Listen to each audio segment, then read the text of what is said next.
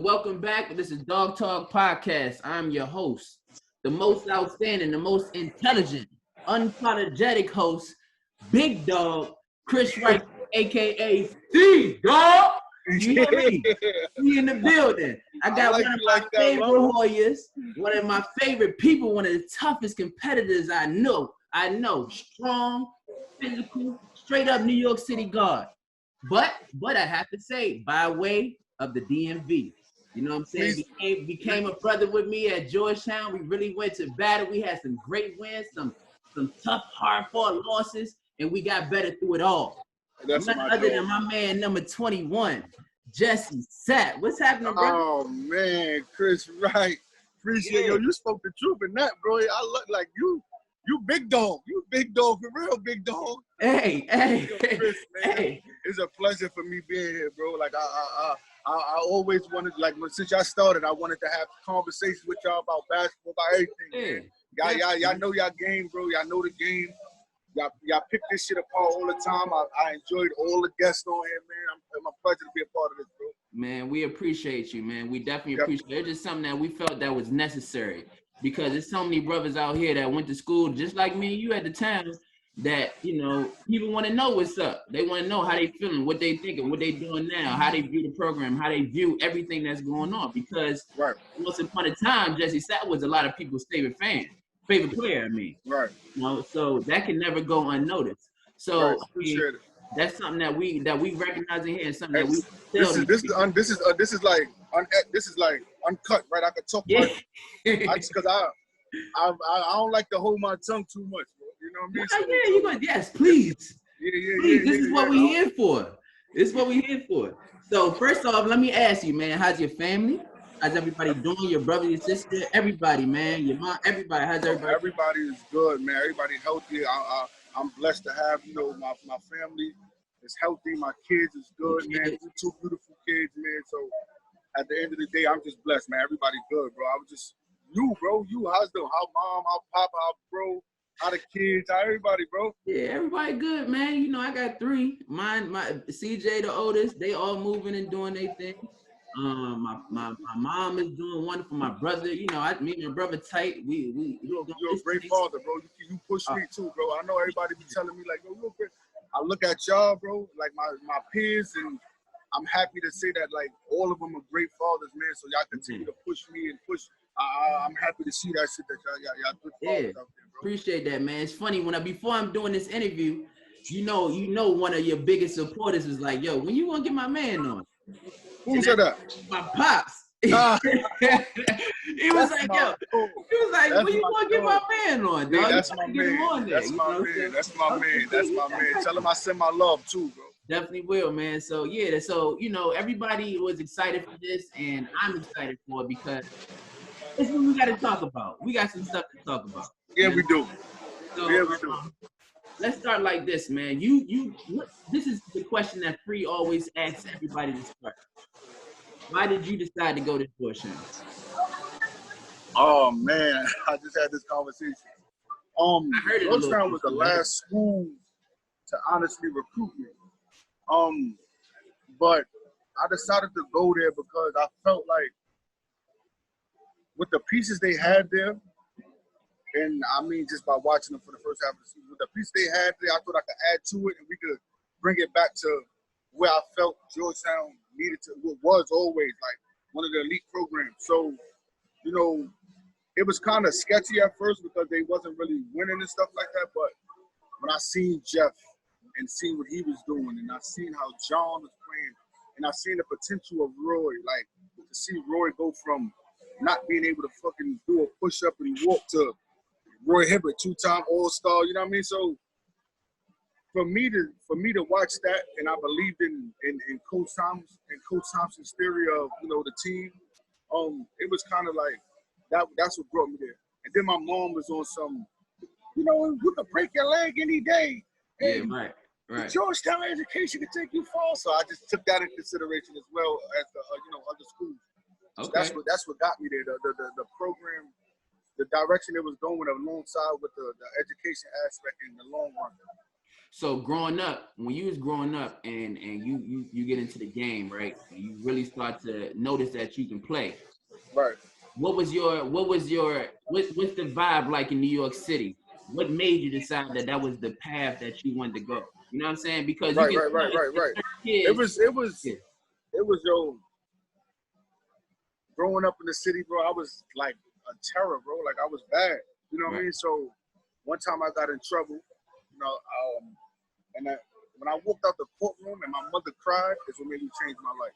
Yeah. It was like I gotta figure something out. And basketball, honestly, was the last sport I tried. Like I tried hockey, I tried baseball, football, I tried everything. Basketball was the last thing I actually fell in love with, and it just stuck. Like I just happened to have a natural talent at it. So on top of that, when I started to work out, like really go at it, like it became a reality to me. You know what I mean? So I put everything into that to try to be as successful as possible with that, and that was the turnaround for me. You know what I mean? Once my mom's cried, and it was like on my behalf, like damn, I made mama cry. That changed my whole aspect of life, period. And it just happened to be basketball to, you know what I mean, help me get past that. Right. So how old are you? You said what? How old are you at this point? How old am I? Yeah. At that point where that happened? Yeah. 16? 16. 16. Okay. 16. I didn't play an AAU game yet. Right. Right. So you jumped on the scene. You really jumped on the basketball scene. You was like just out of nowhere with it. Yeah, I just like I played AAU before I played a high school game. My first high school game was national. I never played a high school game before that. Like I played in the hood. Everybody played basketball outside. Like you go outside, even if you don't play basketball, the fucking baseball players and play basketball with you. Right. So when I played for a hood tournament, and the coach was like, yo, we're going to play this other tournament in the Bronx. So I went up there. We happened to play against Riverside. I gave Riverside like 37. Right. So then he was like, yo, you could come back tomorrow. We got the Gauchos. So I'm like, all right, fuck it. I just want to hoop. Right. So I went back to Gaucho. We lost to Gauchos, but I gave them like 34. Right. The Gaucho coach was like, yo, we watched you yesterday and we watched you today, and we want you to play for us. So I'm like, man, like, I don't know. I'll let y'all know by Monday. Right. Me and the coach got to talk. He was like, "Yo, this could be good for you." So then I went to the Chos, and from there, that's when everything started for me. Like I still didn't play high school basketball yet. Like this was the summer. Yeah. Summer. So it was like everybody who was there. It was LeVance Fields. Like the practice was crazy. It was LeVance Fields that went to Pitt. Wayne Effujuka went to Providence. Ronald Ramon went to Pitt. Russell Robinson went to Kansas. Siada Gaines went to Georgia. Saquon Stone went to Ole Miss. Curtis Kelly, Agasso, like all of us is in one. Kashif Pratt, Cash, like all of us is in one practice. Like, and it's like, damn, like all these niggas, like I heard of them in the city, like all of them. And it's just like, damn, this is what you got to go up against. And then it just so happened, me and LeVance, this was on a like. We was on a different type of time in that day, and we just was going at each other. We was going at them, and then it just stuck from there. So once we got to the summer, it was like whoever coming our way, we going at their neck. Going at their neck. So then they had me playing both. They had me playing with Russ and them, and they had me playing with LeVance and them. I was coming off the bench for Russ with the older group. They just won a national championship the year before the summer, so I was lost in that whole world. Like, what the fuck is going on? The first game I played, I never forget it. The first game I played on the AAU tip was against Dwight Howard and them. It was Dwight Howard, Atlanta Celtics. It was Dwight Howard, Josh Smith, Randolph Morris, Javarius Crittenton was the point guard. Fucking what you call to play with them in that tournament? Brandon Rush. They had maybe one of the greatest AU teams. No, bro. We beat them. Russell Robinson hit the buzzer beater. That's why we beat them by one. But that was, first of all, the fucking layup line was stupid. I'm new to this whole world, so I'm like, what is going on? These big niggas is not 16, 17 years old. Y'all can't tell me that. Dwight Howard, Javarius Crittenton throwing it off the backboard. Dwight grabbing it with 2 hands damn near from the free throw line. I'm like, these niggas not like that. It was just the New York, just the person that everybody know me to be with. I ain't have no fear. I just jumped in the fire. Yeah. It happened from there, bro. It just happened from there. So, I mean, there was never the consideration of staying home after playing with Gauchos. Why come straight to National Christian? No, I was supposed to go to Rice. Oh yeah, okay. I was supposed to go to Rice. Me and Mo Hicks, we had a long conversation. And I was gonna go to school with Levance at Severian. Okay. But it's just like they had their thing going. Like they had whatever they had going, and it was like I just felt like I was still streets. Like I'm gonna still bug out in the streets, right? So I got in trouble again. Right. After the summer went past, shit came out, we rocking. I got in trouble again, and then that's when my Gauchos coach got the head job. Not the head coaching job. He got the assistant coaching job at Howard. They was recruiting a kid from National Christian, and Coach Brown was like, "Yo, I need a guard. Like I need another guard." Yeah. Coach Brown, shout out that he changed my life forever. So yeah, he's like, "Yo, I need another." He's like, "Yo, I need another guard." The coach was like, "Yo, I got one. Like, I got one that'll come down right away." He calls me, I'm in trouble again. This is right after the AAU season. I'm in trouble again. So now I'm talking to Coach Brown, three-way call. My mother, I'm calling her from the spot. Right. She calling Coach Brown telling me, like, I mean, I was fortunate enough to get out that situation, but once I got out, my mother was like, that's it. Like, Coach Brown called, I'm going down there. Right. That's the end of it. You know what I mean? So that's how it all worked out for me to get to National. Right. So you get to National, right? And now you just kind of, you may have a situation where it might have been the best move. At the time, I think it was the best move for you to get away so you can concentrate on this basketball or whatever it is. You can concentrate to get yourself in order. So you come to hold on. Speaking of National, right? I'm gonna tell you who held me down in National, right? My man right here that I got coming for you. Yeah. He held it down and hey, yo, look at my man. Look who my man is. Look who my man is. Yo, Chris. My young boy right there. Yo, what you doing, man? What up, man? What up, Hawk? What's good, brother?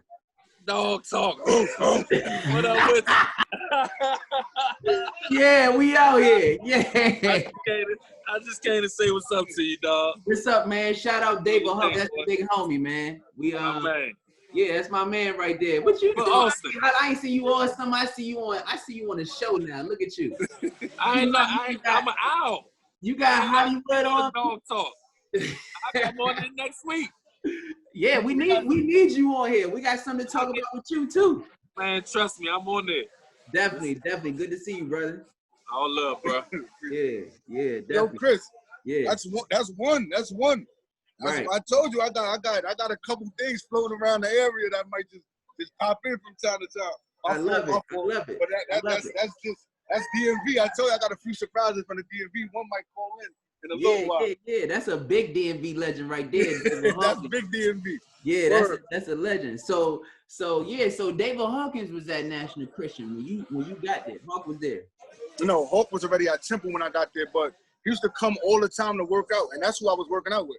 Okay. Like that's when he came, it was like Coach Brown was just on some. Yo, look how he worked. Right. Because his work ethic is like. Yeah, dog.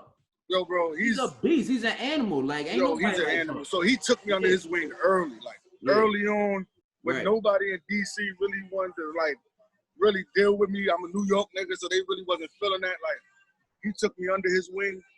And I've been big bro ever since. Yo, so and that's funny that you say that. So New York is always known for having the basketball. Yo, and bro, always known for everything. Basketball, Gauchos, Riverside. What's the joint back in the day? Kips Bay or some shit, all that shit. You know what I'm saying? Back in the day, that tournament, Kips Bay. You remember that?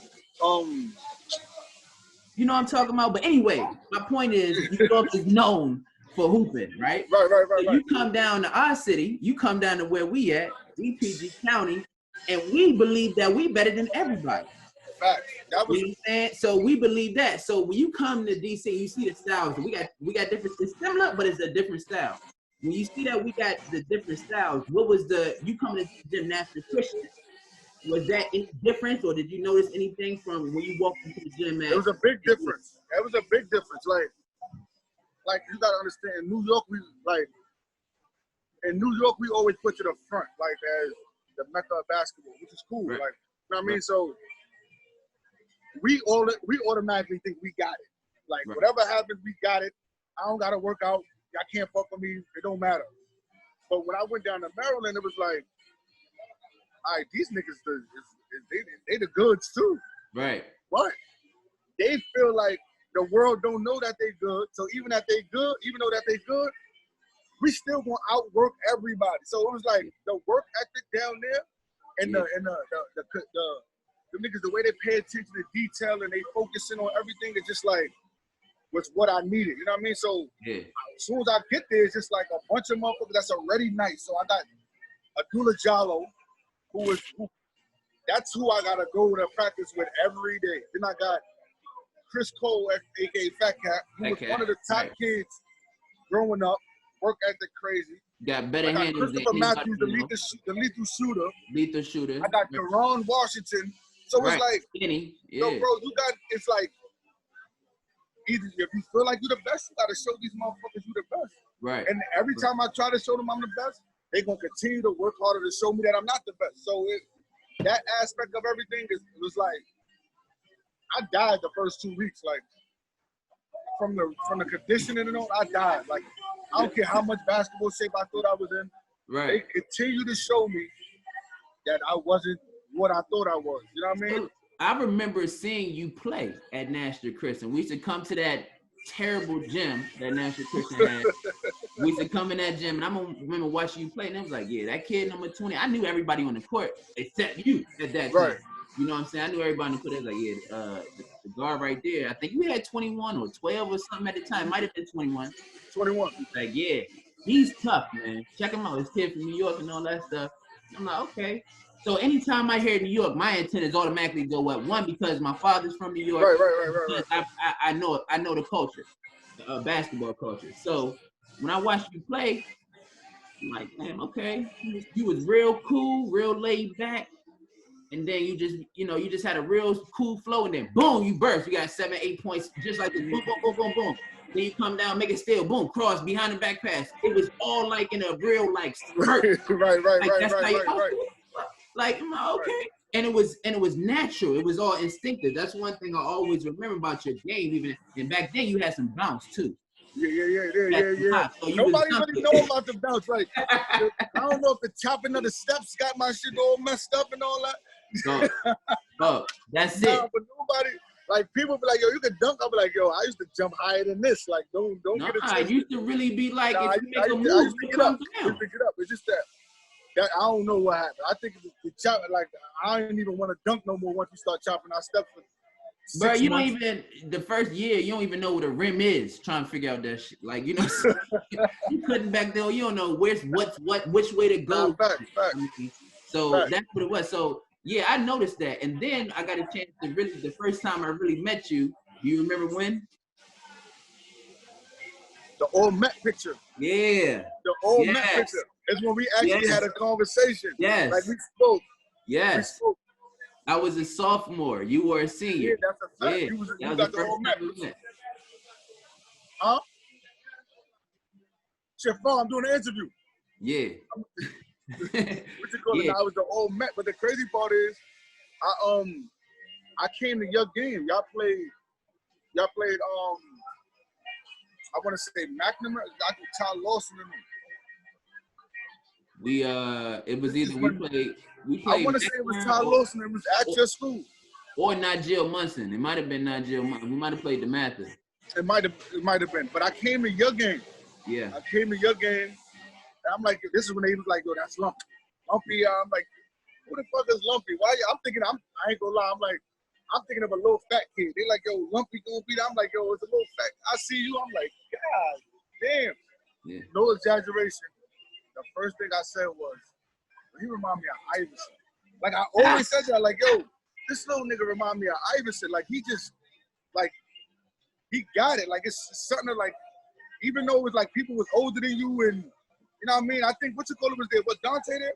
So, yeah, my freshman year, we had me, Nolan Smith, Dante Cunningham, Dwayne Anderson. That's a fact. And then Dante went to and then he went to Potomac the next year. Right. Then Nolan left and went to Riverdale the next year. So So it was. Listen, I just know who was. You know who was there with you? Who was there with you? What the fuck is his name? Damn, what's his name? I forgot his name. I don't care. I just remember leaving out of that shit like that little dude remind me. They was like, yo, he young, bro. He gonna be. I'm like, get the fuck. I thought you played for the DC team. Yeah. They were like, you played for Boo. Yeah. They were like, you played for Boo. I'm like, oh, this little nigga gonna be it. And then. Like I remember that shit. Then I remember like coming to the old Met. That shit was at this Verizon Center. Verizon Center, yeah. I remember that shit, bro. Right. I remember that shit. So when I was there, I'm so hyped to just be on the first. I'm a sophomore. I'm 14 years old. You know what I'm saying? I'm 14, 15. I'm so hyped to be in the building because I heard ain't nobody really been the first team all Met as a sophomore in 30, 40 years. So that's tough. And I remember, and I'm like, okay, yeah, I remember him. KD was on the joint too, but he wasn't there. I think Mike was there because Mike was at. It was Mike. KD. It was Efe. What's that? Efe Udo. That's his name. No, Uche Echefu. Uche. Oh yeah. Him. Uche. It was Gravis. It was Mama D. Diane. Yeah. Scotty Reynolds. Eric Hayes. Eric Hayes. Yeah. What's the fuck the is other his name? kid that went to Whitman? I can't remember. He wore number 4. I forgot his name too. You know what I'm talking about. It was the girls from your school, Brittany, Mitch, and Marissa. You can't forget that. Jasmine Thomas. Monica Wright. We had a good old Met. We had a crazy old Met class. So that's what I'm saying. And I remember that. And then I remember we got to talk. I don't even remember what we talked about. I remember us talking. That was our first encounter. Nah, I definitely remember that. I definitely remember the encounter of me and you in the old Met jump. Yeah. That's crazy. They was mad at me for making old Met. New York nigga made old Met. Yeah. The kid Justin Castleberry. I don't know if you remember him. He went to the same high school as Rudy Gay.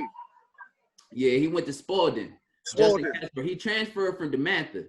And he went out to Spalding. And listen, all due respect, I ain't think Justin Castleberry was ever that good, that nice. I thought he was solid. I think he was. Either. Like, it's cool. That's why every time we played them, I made sure he knew. Like, they had him. Remember the Maryland Prep? Yeah. The Maryland Prep hoops had. Right. Every fucking body went to Maryland Prep to see the rankings in the city. Right. So they had him above me. I really took that personal. Like, this nigga is not better than me. Like, he's not better than me. I understand I'm not from here, but I go to school here, and I'm gonna show them that he's not better than me. Right. They had once they figured that out, I just started smoking them every time I seen them. I mean, but you proved yourself on so many levels, Sapp. You know what I'm saying? Just the simple fact that you jumped into the real game at 16 years old and the climb that you had so quick. Right now, for sure. You know what I'm saying? To the point where now you are a senior in high school, you all made your first team in one of the top areas in the country. Right. And you decided to go to Georgetown. Right. So you at Georgetown, you started to go to Georgetown. What's that like when you incoming as a freshman? It was like with me, I gotta get a feel of shit. It was kind of weird at first. It was like, yo, like I still couldn't believe that I was at the Georgetown because it's just like you just came from the block, bro. Like now you on a college campus, not just a college campus. You at Georgetown, bro. Shout out to all the people watching. I just gave a shout out to all the people watching. Yeah, no doubt. Shout out to the subscribers, Dog Talk subscribers, dog. We've been doing this. This will be our 10th episode. I waited specifically for the 10th episode for Jessie Sapp. I wanted to finish off the first 2 episodes with my man, Jessie Sapp. You know what I'm saying? So appreciate all the people that have been with us through this whole process. This was a strategic move. To have my man at number 10. You know what I'm saying? So let's understand it. Now back to where we was at. Let's talk about this. But I got on campus. Yeah. And it was like kind of weird because I felt like it was like a dream. Yeah. So I didn't want to believe it. Like even through scholars, like I'm still not a Hoyer until I put the uniform on and it started to make sense. Hold up. So he said even through scholars. So people that listening. People don't know about scholars. Explain to the people what scholars is. Scholars is like a program they have for like the minority kids coming into the school. But it's like for them to get a chance to like get a glimpse of how college life is gonna be. Right. It's like summer camp for college kids if you wanna like, but you do take classes. And you get credit for those classes along the way. So, Yeah. you know what I mean? Like, It was a good program. It was a good little program. It's a good program. It's a good program to introduce you to the college world. You know what I mean? Yeah. But scholars, even through that, though, like, with the workouts in the summer and all that shit, like, I still didn't get a grasp of me being at Georgetown, to be honest with you. I didn't really get that grasp until, like I said, when I put the uniform on, it still didn't make sense to me. But my sophomore year is when it was just like, nah, this is like going into the sophomore year, it was like, it's when it really hit me like, you bugging, this is a reality, bro. Like, I felt like my freshman year was just like, you know how when somebody gets drafted, they got to go to the D League? Yeah. I felt like that was my freshman year. Like, yeah, I'm at Georgetown, but I got to learn some shit before I even get to. So what did you figure out in order to make you feel Well, comfortable? you know, that offense is like, we go get it. Like, all right, we can run the offense, but it's like, we go get it. It's not run the offense every time, run point, run sprint, run strong shot. Like, we don't, it's get it, let's go. Let's play ball, let's hoop. We're going to find a way to make it happen. I know I got a shooter in John Wallace. I know I got a dog in Jeff Green. I got fucking animal in Brandon Bowman. I know I got like a Chauncey Cook. Like, I'm good. Like, we got the animal. Let's just go. Like, So when I got there, it's more so, you got to learn the offense. Like, learn quicker. Learn quicker. I got it because of the questions I was willing to ask of Chauncey. Chauncey was willing to sit down with me and show me the ropes. DJ was willing to sit down with me and show me shit. Like, the other freshman was just on some, nah, fuck that. Like, we came here to hoop. Like, y'all came here to let me hoop. I don't care about none of that shit. So you came in as a freshman. Your class was Tay Spann. Me, Tay Spann, Josh Thornton, and Mark Eggerson.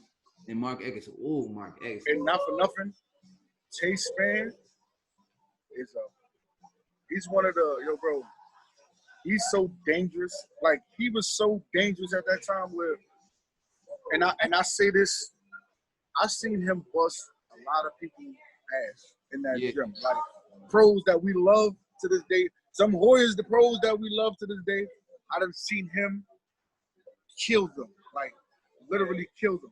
And he just didn't want to run the offense. Like, and that's what kept him back. Like, I feel like if he wanted to transfer, he should have transferred his first year after he felt like that wasn't going to do it. But that's his decision. You know what I mean? But he was a dog. Yeah. He was a dog. I just out of your class, obviously you was a guard, so I'm always looking at guards. But I'm gonna tell you, Mark Eggerson. No, I ain't even getting to him yet. Mark Eggerson was the truth. Yo, he was so good, bro. Like, he was so far. I didn't say him because he got to play. Like, me and him was the only two players. Right. He didn't get to play at all. Right. And I'm just like, if they only knew what this motherfucker was capable of, like, Mark was an animal. Like, I felt like Mark had what it takes to really, like, Mark was a pro. Yeah, Mark he was. A pro. Mark was a pro, like a pro. Right. Josh could play in this era of basketball because he can shoot the ball with the best. Yeah. This is his era right here. Like, Josh was supposed to be born in this with this group right here. Like, 2000 and all that. His style is just like this group. Like, this is his style of basketball. Right. But when we got there, like, nobody was really willing to sacrifice to make it happen for the team because we all felt like we was them niggas coming out of high school. Right. So for me, I think what allowed you to get on to be a significant contributor as your sophomore year was that you had some innate things that team needed. Right. John Wallace needed. You know what I'm saying? That Jeff Green needed. That Roy needed. That sense of leadership, that sense of tenacity, that toughness that came with you embodied Georgetown. You know what I'm saying? And what that meant. How did that make it? How did you figure out the most out of the situation, even though knowing that this is the whole scheme that we playing? Right. How did you figure out a way to say, you know what, I'm gonna make this my own? So going into my sophomore year, Coach Thompson told me, you know, the ball is in your hands. So this is like right after the freshman season, right before we went home for the summer. Coach Thompson told me the ball was gonna be in my hands. So my thing was, to figure it out, but don't lose who I am, right? And Coach Johnson and Coach Brodus, they always told me, like, yo, Sapp, we can get a bucket. Like, it's not hard for you to get a bucket of this shit. But in order for us to win, you got to find a way to make John life easier and make Jeff life easier with the way that you get buckets. Like, in order for us to win, you have to find that balance. So when I got home, like, just being around, you know, people back home gonna talk their shit. Yo, you supposed to get 40, throw it on niggas. Like, they don't even know how hard it really is to be a college basketball player. At all. So, in my mind, it's just like watching Chris Paul, watching Darren Williams at the time. Like, Darren Williams is my favorite point guard at the time. You always like them. You always like them chubby point guards. That's low key real quick. He said Darren Williams, and you ain't even mentioned your man yet, BD. Yo, I didn't even look. BD, like, you know, BD, my man. That's my favorite nigga ever. Like, that's my dog, Baron Davis. But at the time, watching them was just like, yeah. All right, I see how they mix, but they still can get it right. You know what I mean? They still make sure their team got the, you know, their team is getting involved in the game. So the little shit that John, I felt like John was the country Princeton kid. Like, he was the country kid that nobody really paid attention to, but he was such a nice kid. Yeah. Jeff looked intimidating, but if you really know nice. Jeff, yeah, he's super nice. It kind of throw you off for real. Right, like, and when you see him, it's like, yo, you're one of the nicest people I know in the world. Like, and so it was like, I gotta bring that toughness. Like, right. I hate losing anyway. Right. So I'm gonna be cool for but so long, and then it's like the toughness is gonna kick right in. Right. And so once I think we played that year. We lost to ODU and McDonough. I'll never forget. It was the first time they lost to McDonough. I was pissed off from that time on, like, that. Losing and people talking bad about us put a chip on my shoulder, and that's when everything started to change. Like, that's when the not the stupid toughness that people think. Like, it's more of a basketball mental toughness. You know what I mean? Like, that grittiness that nobody really, like, I had to bring it, bro. I had to bring it because I felt like if we was going to continue to be nice, then we was going to continue on the path that us getting there or NIT. It was going to be, you get to the first round, you get knocked out. NIT, you get knocked out. Like, I didn't want that. I felt like we really had something special. And in order for us to get there, we had to have that toughness. We had to. Right. We had to. So it was either lead by example and everybody follow along, or just sit back and allow whatever to happen, and I wasn't gonna allow whatever happened to happen. Right. So let me say this. So now your sophomore year, your first year, fully on the court, you understand in the Big East. Talk about the rigors of the Big East. At that time, who was in the Big East? Like, what was the guards and what was the competition? Everybody was in the Big East at that time. It was my sophomore year. Of course, again in Pittsburgh with LeVance. We had Louisville with Terrence Williams and Edgar Sosa and all them over there. Right. We had oh my God, Notre Dame with Chris Thomas. No, they had the little short guard that could shoot the lights out the board. Kyle McElhonney. Kyle McElhonney. My goodness. And Luke Herringody and all of them was there. Right. Oh man, who else was in there? Marquette had all three of them. They had, Dominique James, Terrell McNeil, Wesley Matthews. Oh, that was terror. This is that time. This is that type of basketball. Like, this ain't no UConn. Of course, they got Jerome Dyson, and they still have AJ Price. It was Jerome and they had Kimber AJ came Price. before y'all? Huh? Kimber came before you? Kimber came after me. Before me, it was AJ Price. AJ Price and what you call it? AJ Price and Jerome Dyson. Yeah, AJ Price and Jerome Dyson, yeah. And they had Wiggins. They had little Wiggins there. He came the same year. He came the year before me. He came the year before you. So you got 1 year with him. Yeah. He was tough. People forget about him. He was tough. No, he was all the way tough. Then you got Syracuse. Right. Oh my God. You got Syracuse with that crew already coming in, and then you got we ain't even get to y'all coming in. We getting there. We getting there. Like that Big East when they was getting 7, 8 teams in, right, was tough. Right. Even who got Chris Howard and them down in South Florida, what you call it, Dominique Jones. Jones. Oh my God. That was like yo. Big East. By far, Dominique Jones was the toughest cover I ever had to guard in the Big East. Bro, he was. I ain't even the toughest cover for me in the Big East. I'm gonna say in the Big East for my years there was Randy Ford. Randy Ford. I got there when Randy Ford was Randy Ford. Now he's the pro Randy Ford that everybody loved. Big East Player of the Year. Him and Rudy Gay got co-Rick Player of the Year. I got there during that time with I ain't even mentioned Villanova, and they had their guards with Scotty Reynolds. List the guards. They always produce guards. But that's the group that I came into. Like that was the Big East. So the underrated guards was me and John Wallace. Like it was this kid who was a freshman, played 5 minutes a game, 6 minutes, whatever, and John Wallace. Like we was the underrated backcourt. Like all of them was. If you had to pick 1 through 16, me and John probably was like 14 through 16 on that list of backcourts in the Big East. But little did they know, John was. I figured out a way to get John. John don't miss though. See, that's a cheat. He's a cheat code, man. He's a cheat code. John he's so smart. Shot. Yeah. And he's so smart that he could shoot. But he's so deadly at a jump shot that when you finally figure him out, he knows how to get to the basket and make something happen too.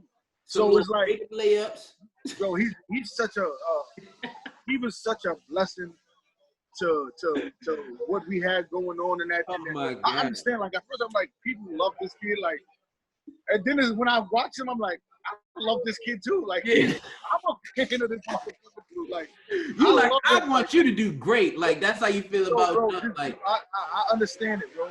I understand it. But then we won the Big East regular season. Then we get into the Big East tournament, and they try to count us out again.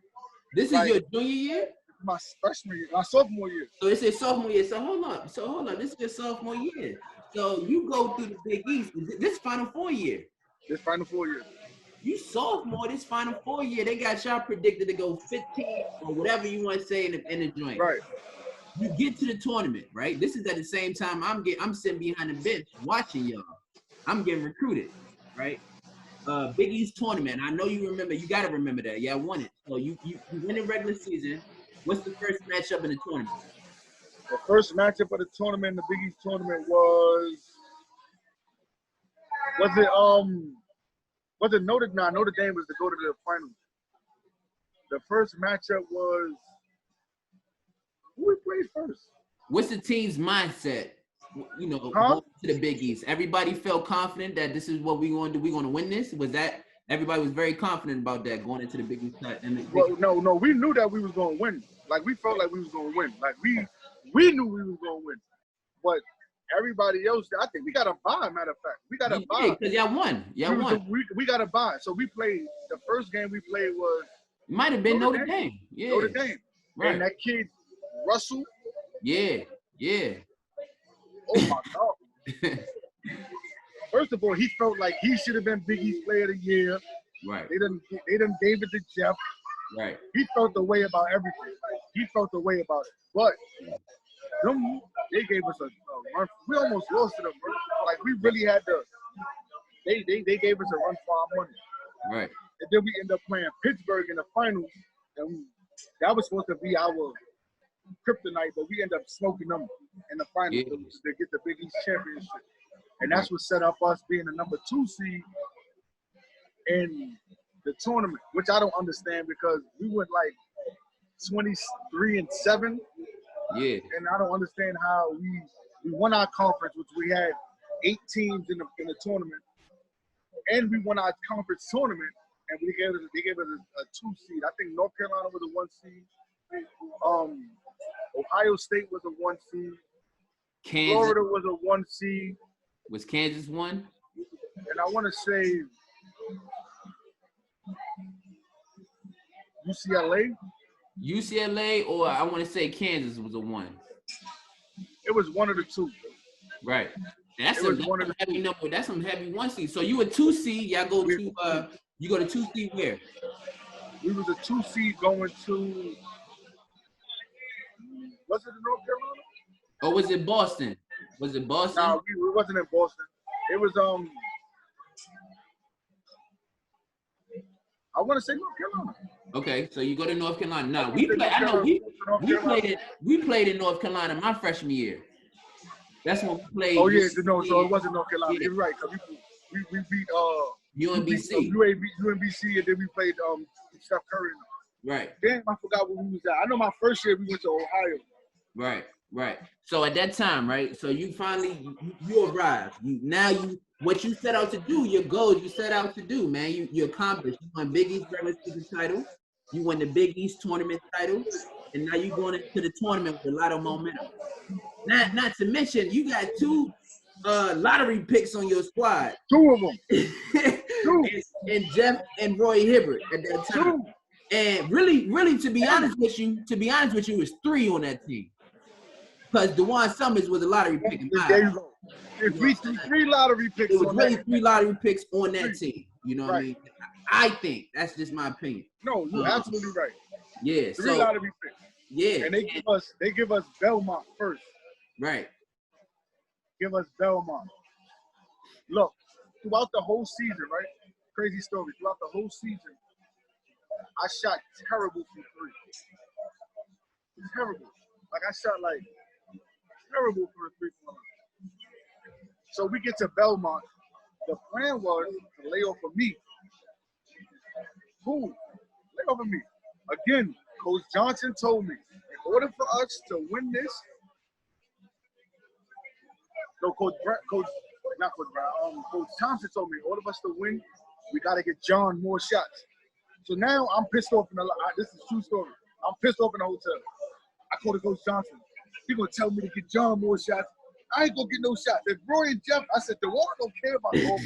Once he get the ball, he's going. Roy, you gotta get Roy the ball. You gotta get Jeff the ball. Now you telling me to get John more shots? I ain't gonna never get no shots. Coach Johnson said, if you do what you do, you'll get all the shots that you want. Even with getting John the ball more. I'm like, yo, you bugging. John is a shooter. Once he get the ball, it's going up. It's over. So Johnson looked at me. I tell you no lie. He said, do what you do. This is his hand movement. Do what you do. I'm like, all right, man, all right. We played Belmont. Coach Johnson, they announce us. We come out, starting 5. You look at me again. Do what you do. Man, all right, whatever. Right.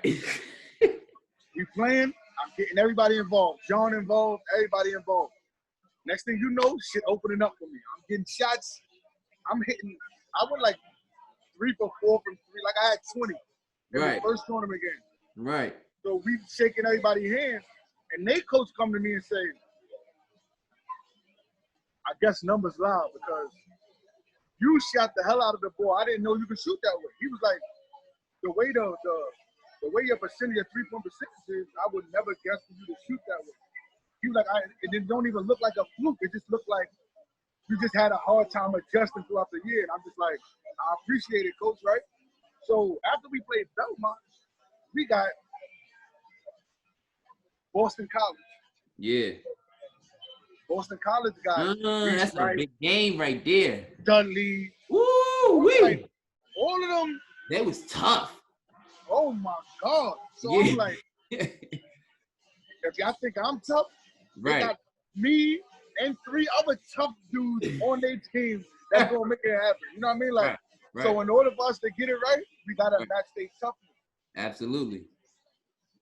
As good, as nice of a person as Pat is the retard. Like, he was the X factor, man. He was the X factor because he liable to do anything at any time on that court. Pat was so much of an X factor. Like, we don't talk about how much he impacted the game coming off the bench. Like, Pat is the perfect teammate to me. Right. He does everything that you need in order for a team. If a motherfucker, if we getting out rebounded, Pat'll come in and be the best rebounder on the floor. Pat'll get you a bucket if you need, like, he does everything right. Pat comes out, me and Jared Dudley get into it. Like, we was about to fight. We was forehead to forehead, like, I'll punch you in your face right now type of fight. Right. And that changed the game. I took him out of the game because he was on fire. Right. So we end up beating them. But he was talking so much trash before the game. He told the reporters that Big East is nothing like ACC. Right. Like, who is Georgetown? Like, they can't beat us. Like, we played against the best team. After the game, he like, they were just better than us. Like, I know what you're talking about, so leave it alone. Right. So that put us in the Sweet 16. Yeah. Yeah. It killed us because we felt like we was in the Sweet 16 the year before and we fell short. Right. So we didn't want to get too happy with playing in the Sweet 16. Who you got? Vanderbilt. Vanderbilt. Talk about it because my people, go ahead. Talk about it. When I tell you people don't understand how good these teams were that we were playing. Yeah.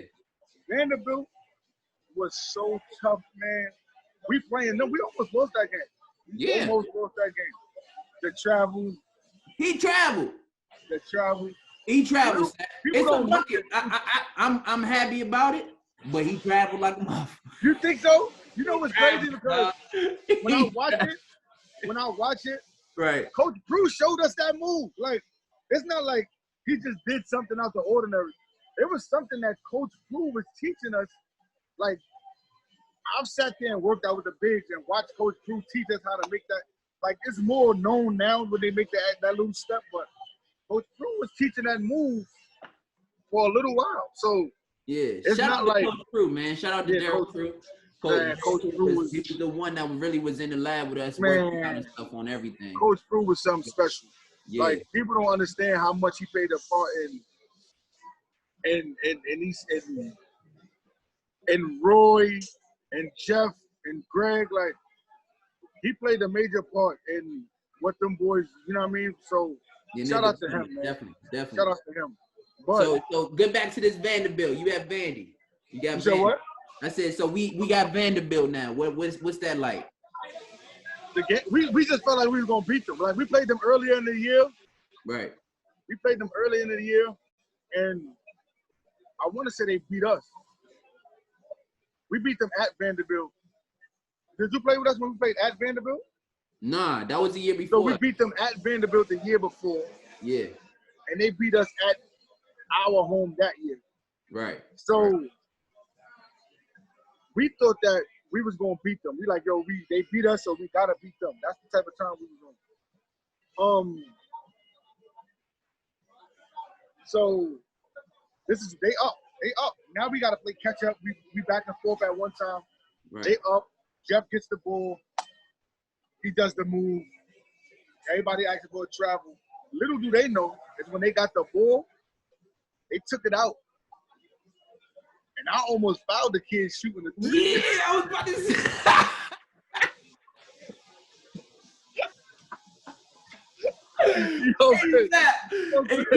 Because I know we hyped about that play, but if you watch the next play, I'm on him like we playing full court. Man, if you don't back your ass up, and my mind is like, I don't want them to get nothing. Yeah, you don't want no breathing room. So when he shot it, like, I kind of bumped him a little bit. Yeah. But I put my arms up like to celebrate. Right. So it didn't look crazy, like. Right. But when we got to the locker room, Coach Thompson said, "We would have pulled a foul on your little black ass." I'm like, yo, bro. I'm like, yo, Coach, I'm happy they didn't call it either, bro. Like, if people always bring up the travel. I'm happy that the people be like, yo, he traveled. Because if they watch, they don't be like, oh, they should have called foul on his man. Right. Every time I see that clip and they show the rest of it, I'll be like, yo, bro, that was a blatant foul. They should have called it. They could have called it. They didn't. Man, I was so happy they didn't call that. Tom Crawford broke his hand in that game. Like, yeah. He was so excited. He punched the joint. Yeah, I heard about broke that. His hand. Classic Tyler Crawford. There's no way. And he still trying to play. Tyler's such a dog. He still trying to play with the broke hand. Like, hey, Tyler Tyler was a different animal, man. Tyler was different. That was my roommate when I got to Georgetown. Tyler is the ultimate. If he's your friend, he's one of those people you be like, yo, I'm glad he's my friend. If you don't like you, it's over. He's one of the people like, yo, why the fuck did I have to mess with this? Like, he's one of those. And definitely. At the end of the day, he's one of the, like, he's another person who's like, he's the sweetest kid in the world. Like, he don't bother nobody. Right. But he's a loyal friend and a loyal teammate. Like, if he rock with you, he rock with you forever. Like, he's one of those people. Right. So we get to the final, we get to the Elite Eight. I'm not thinking it's North Carolina. I'm thinking it's gonna be USC. USC had everything it was supposed to take to beat North Carolina. They lost to them on some. USC just didn't care no more. Like, they had Todd Gibson. They had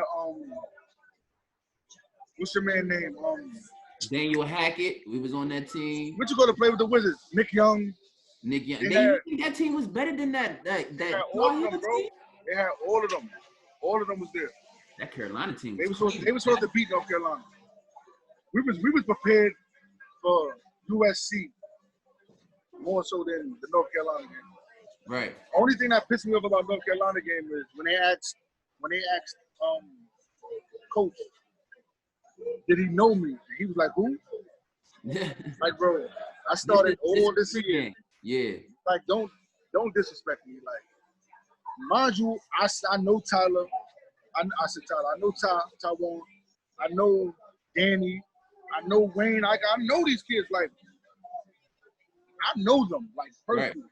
Tyler Hansborough mother, she called me the executioner in AAU. Like, she always was like, yo, you a silent executioner. Like, I know these people. So me, it's just like, this is an AAU game for me. Like, I know I played against, the only people I played against is the Terry kid. What's his name? Rashawn Terry. I didn't play against him. Right. And the big kid that came in with Vernon and the big Stevenson.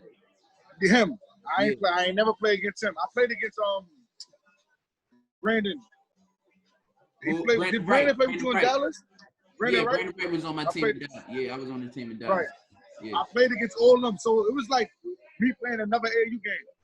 Right. So when we got there, he said that. I was tight. Like, I took a personal against Ty and Wayne. Like, I took a real personal. Right. So we down.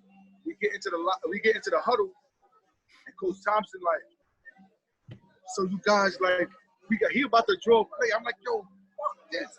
They cheating us. It's us against them. That's it. Right. We don't care. We gonna leave it all out on the floor. So he's looking at me. He's like, I guess I ain't gotta say nothing else. We go out there. That's when we start to come back. Like, that's classic JT too. He be hitting with them mean one-liners that be like, yo, what? All right, whatever. You know. Why you so cool at those times? Yeah, like why? Like, why you be so cool at those times? Yeah, you be wanting him to get say something, bro. Yeah. Like, you was just like, to me, like I said on the other two, like, he was his meanness. It was like, it was weird because it was so cool when he was mean. Like, hey, dog, you remember, like, we'll be sitting there and something happened in practice. And he'll get the cursing us out. But the thing about it was it'll be in such the same tone. Like, the same thing. He's like, what the fuck you doing? No, he's like, you know, fucking little people, you gotta do this. And it's like, yo, bro, you cursing at us or? Right. Like, what's up with you, bro? It was so weird. Like, that was the weirdest shit, like, niggas ever had to go through as far as, like, all my coaches, when they curse you out, they curse you out. Right. He was just on something. If you did good job, Chris. Right. If you fucking up, Chris, you gotta fucking do better. Yeah. And then keep it pushing, like, yo, bro, raise your tone with me, yo. I need you to raise your tone. Hey, yo, but you know what? I think that might have hurt more because you like, you really like. Dude, that's the nicest way to curse me out, and I feel bad. I feel worse than a person yelling at me. Like, I'm used to somebody telling me, yeah. That's weird. That's a scary mother. That's a scary person for him to be that calm and curse you out. Yeah. That's a scary person, bro. Yeah. Scary. So you in this Carolina game, man, and this Carolina game, me and Free. It's funny. Now, me and Free, while you're going through all this, y'all going through your Final Four run, is when we're going through our All-American run. Right.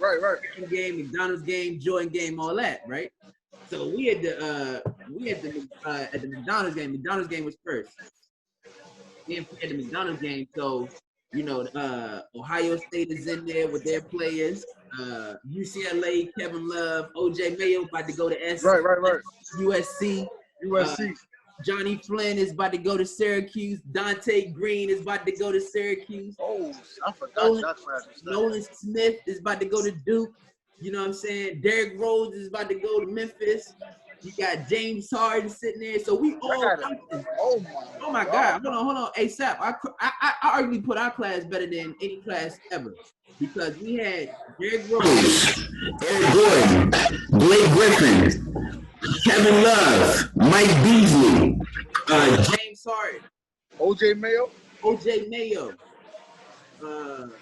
This goes on. I know I'm missing people. I said Dante Green, J.J. Hickson, Johnny Flynn. Oh my God. Jared Bayless. Then y'all have what you call it that went to Arizona? Jared Bayless, yeah. Corey Fisher. That's all our class. That's all the 07 class. Corey Fisher didn't even make the McDonald's game. That's a crazy class. That's crazy. That class might be better than KD in them classes. That's what I be trying to tell people. We got two. Only class I could compare that to, honestly, it's probably 04. Bron and them. Nah, the year after Bron and them. It's with after. Massey. Oh yeah. Dwight Howard, Josh Smith, J.R. Smith, Rondo, Rudy Gay, that crew. Ray Felton, I think, was in that class. Ray Felton in the class was dangerous too. Oh no, Ray Felton was John Gilchrist.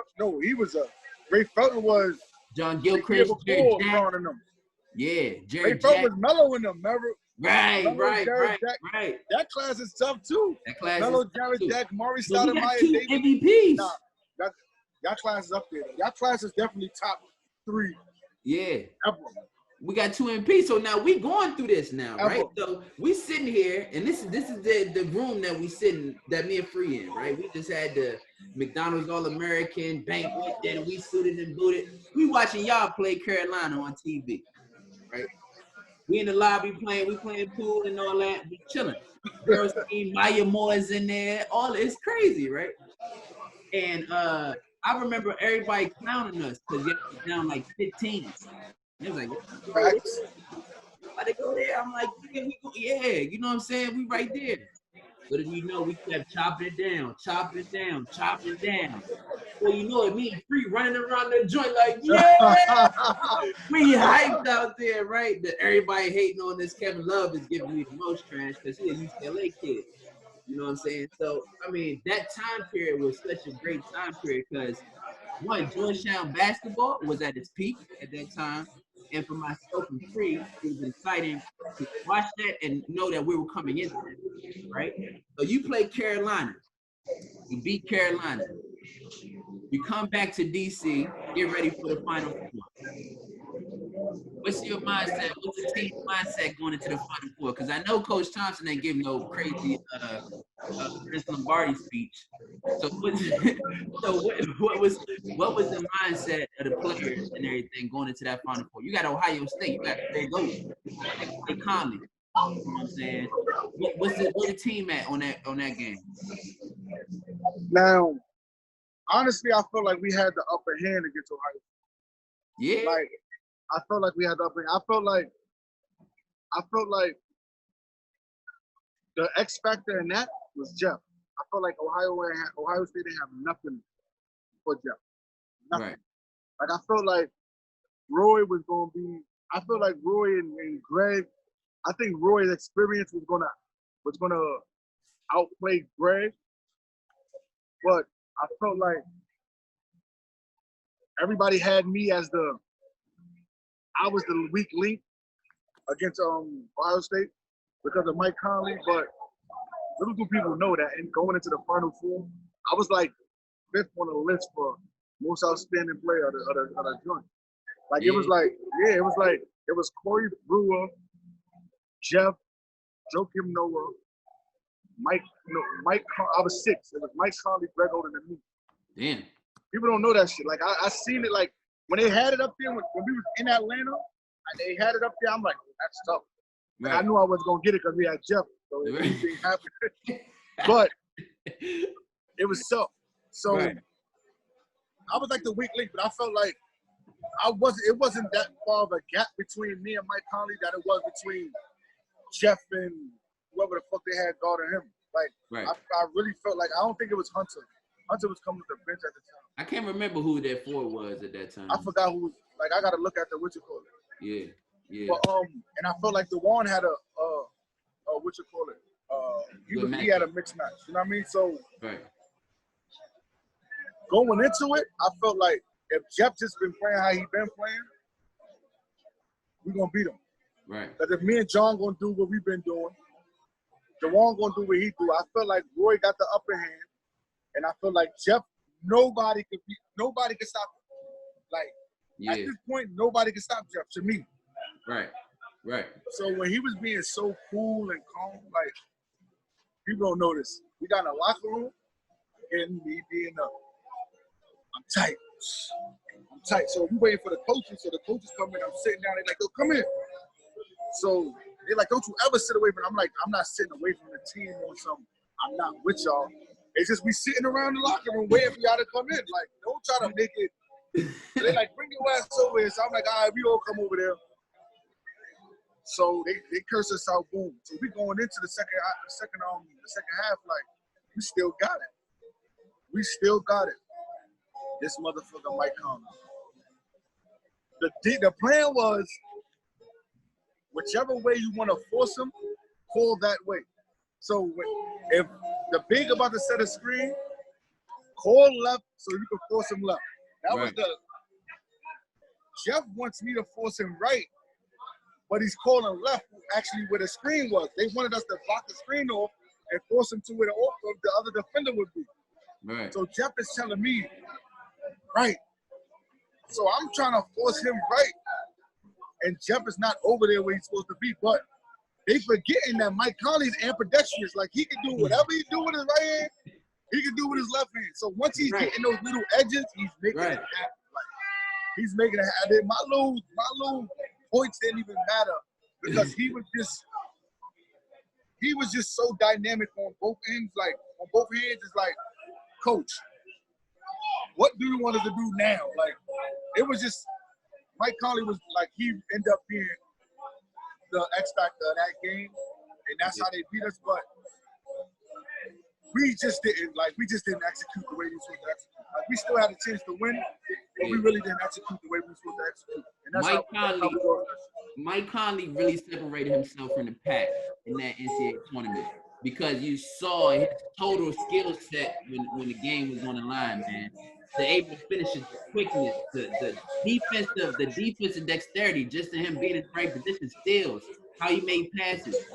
Not to mention, if Kid was healthy, I think Rico would be one of the greatest centers of all time. You know what I'm saying? He tried to dunk on Jeff from the free throw line. Yo, that's a. He really tried to dunk on Jeff from the free throw line. Jeff took the charge, and my man took off with one hand from the line, son. Off of like a bounce pass.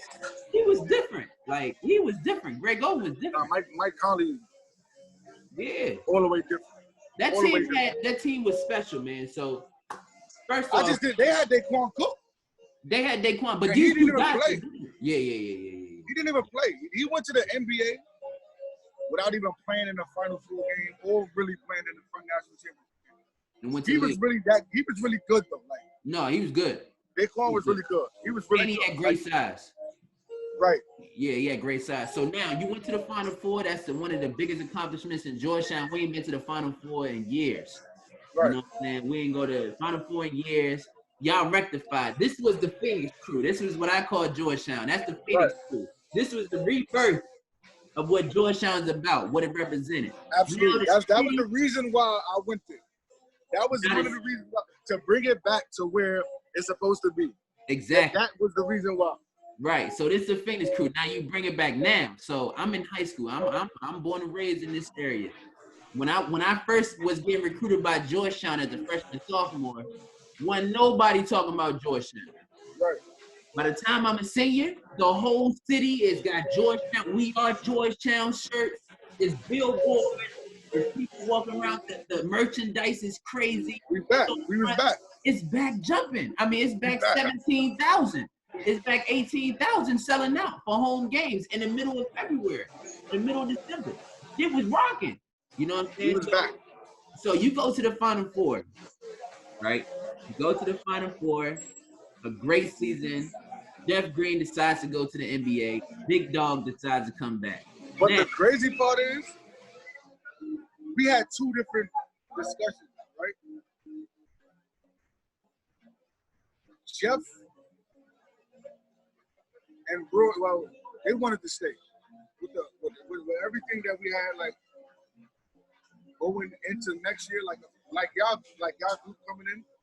We felt like that was the championship pedigree. Like it was. when Jeff stayed, Roy stayed, y'all free coming in. We had the perfect situation going into next year. Like the perfect situation. Then we hear, well, Jeff is going and Roy is going. Jeff is going in the draft, Roy is going in the draft, right? So me and John got a conversation like, well, we might as well try for the draft. Like, at this point, it's like, we could get the feedback. Like, we done did everything we were supposed to do when everybody doubted us that we should at least try, right? Yeah. So the conversation was more so, well, Jeff is gonna be a first rounder. Right. It wasn't sure if he was gonna be a lottery pick. He was gonna be a first rounder. Roy was gonna be a first rounder. And it was like, I thought the conversation was Jeff was a surefire lottery pick because he had been MVP, most outstanding player, whatever. no, but it Roy was like was a first rounder. that was the conversation. That was the conversation. Jeff Right. was lottery, just didn't know it was gonna be that early in the lottery. Exactly. Jeff right. was the lottery pick, and Roy was a definite first rounder. Like 18 to 30. like right after the lottery, like 20, 24, 20, like that was Roy. Right. So I would have been out. Roy says he's coming back. Yeah. Okay. Cool.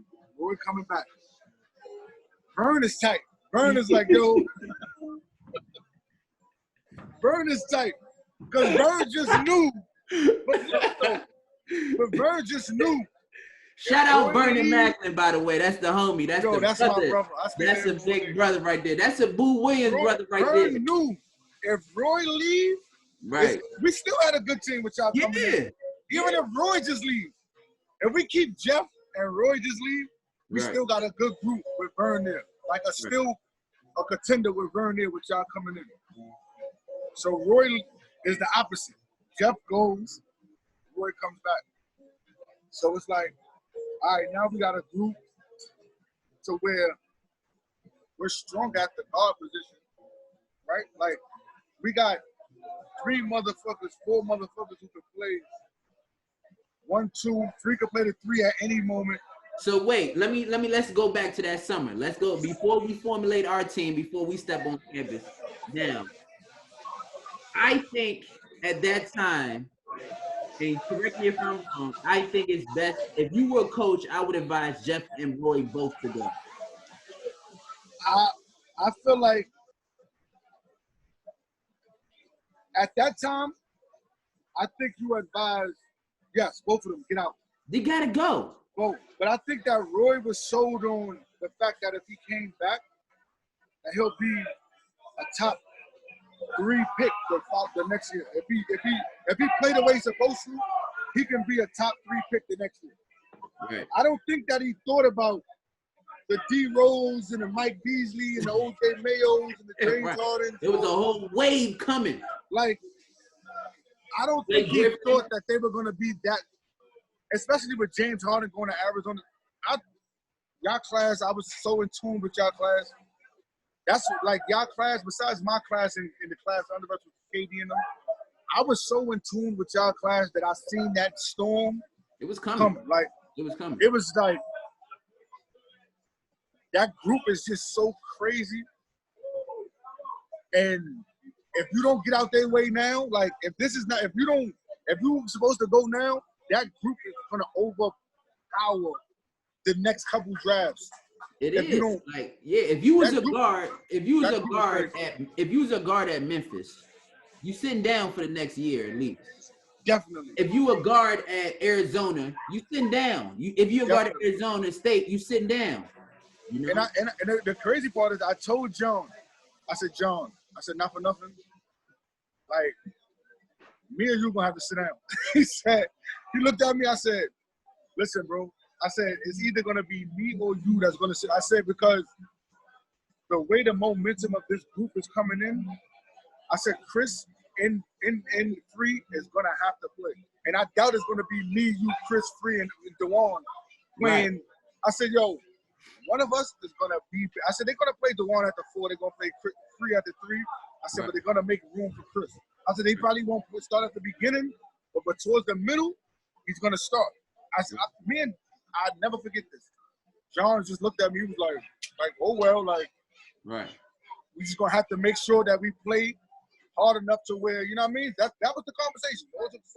So, as going into the next year, as the momentum started to shift, unfortunately, that's when you got hurt.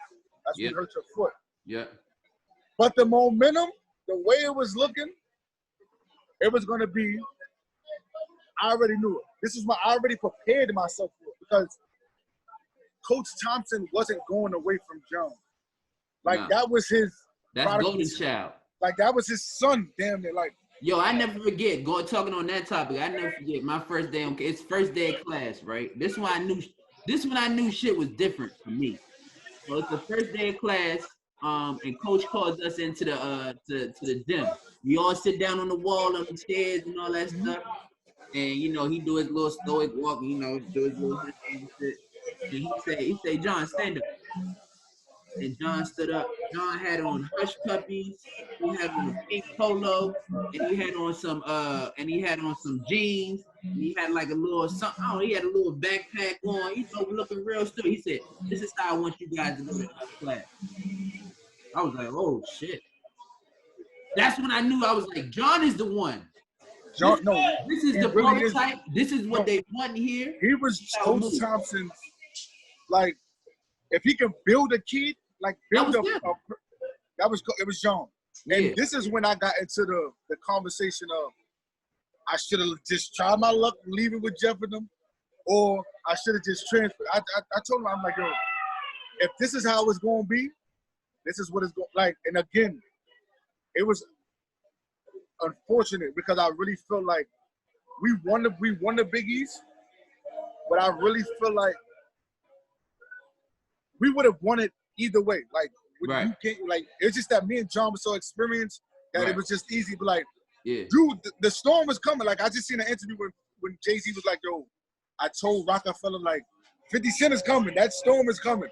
So it was like, John, this storm is coming. But then I had to think about it like, Sapp, this storm is coming, motherfucker. John is good. Like, if you don't, like that, just be prepared for it. And me and Pat actually had, all right, Pat, we're going to be the best 2 motherfuckers coming off this bench. Like, fuck it, if that's what it got to be.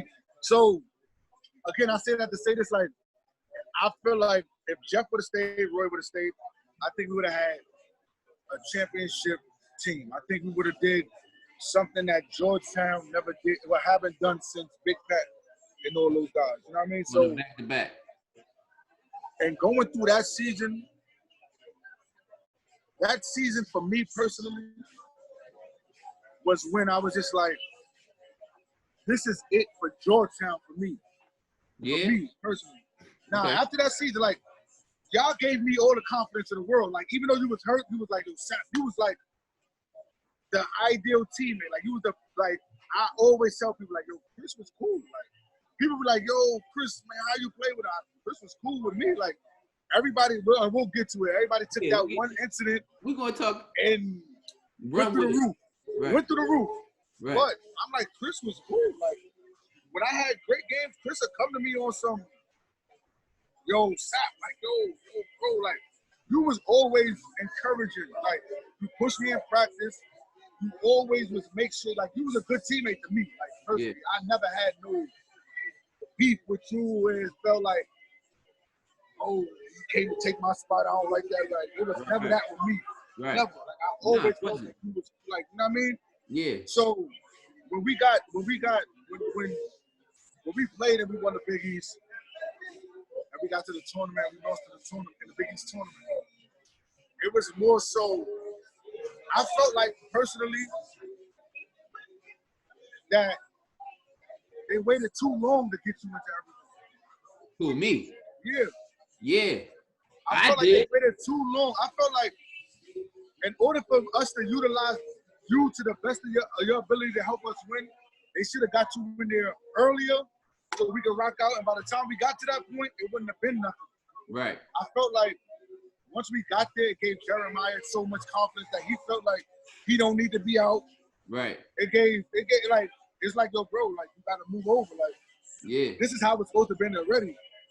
But by the time we got to the tournament, it was just like we already had a flow. Yeah. And they tried to just force you into that. Now, and it's nothing against you or your ability. It was just like it was a tough situation. I think for a coach, it's a tough situation to be. It is a tough situation. It's a tough situation, but I will say this about Coach Thompson, and JT3 is all love. It is all love, but I don't think when the talent started to change at Georgetown, when the talent changed from the John Wallace and Tyler Crawford and Patrick Ewing and Jeff Green, what I mean by that is when they came in the door, they weren't ready when they came in the door. Right. They weren't ready. Absolutely. So when you came in the door, when Mark Eggerson came in the door, Tay Spann, Josh, those guys, it was creeping, it was getting better. Every year in terms of the talent that was coming in terms of rankings and all that. The next year, Bird came in. Then D. Summers comes in. You know what I'm saying? You got Jeremiah coming in. Then the next year you get two McDonald's All-Americans come in. What's up? Did somebody else here for me? Nah, myself, but nah. Somebody else coming, but they're not here right now. What's up, bro? Yeah, somebody coming though. They coming. So I think at that time. I always say that. Yeah, I think at this time, the management of the talent and understanding everybody's role was never yeah. Yo, hold on. This the where you at, bro? All right. Nah, what you call it? Where you at? Nah, hell no. Where you at, bro? Nah, everybody upstairs. Come upstairs to where we was at last night at the pool. Come on, how long you on the elevator?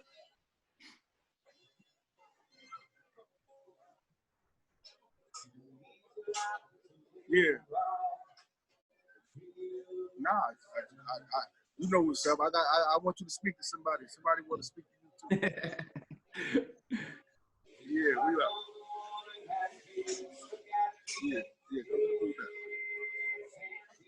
Yeah, that's my man. He coming upstairs. Yeah, but, so my thing is at that time, I don't think he knew how to manage it either. Yeah, I don't think he understood how to manage that. Which in the next year, which we're gonna get to, I think cause it's B Mays. So who? It's B Mays popping in. Huh? Bobby just hold up. What happened? Yeah, bring him on. There you go right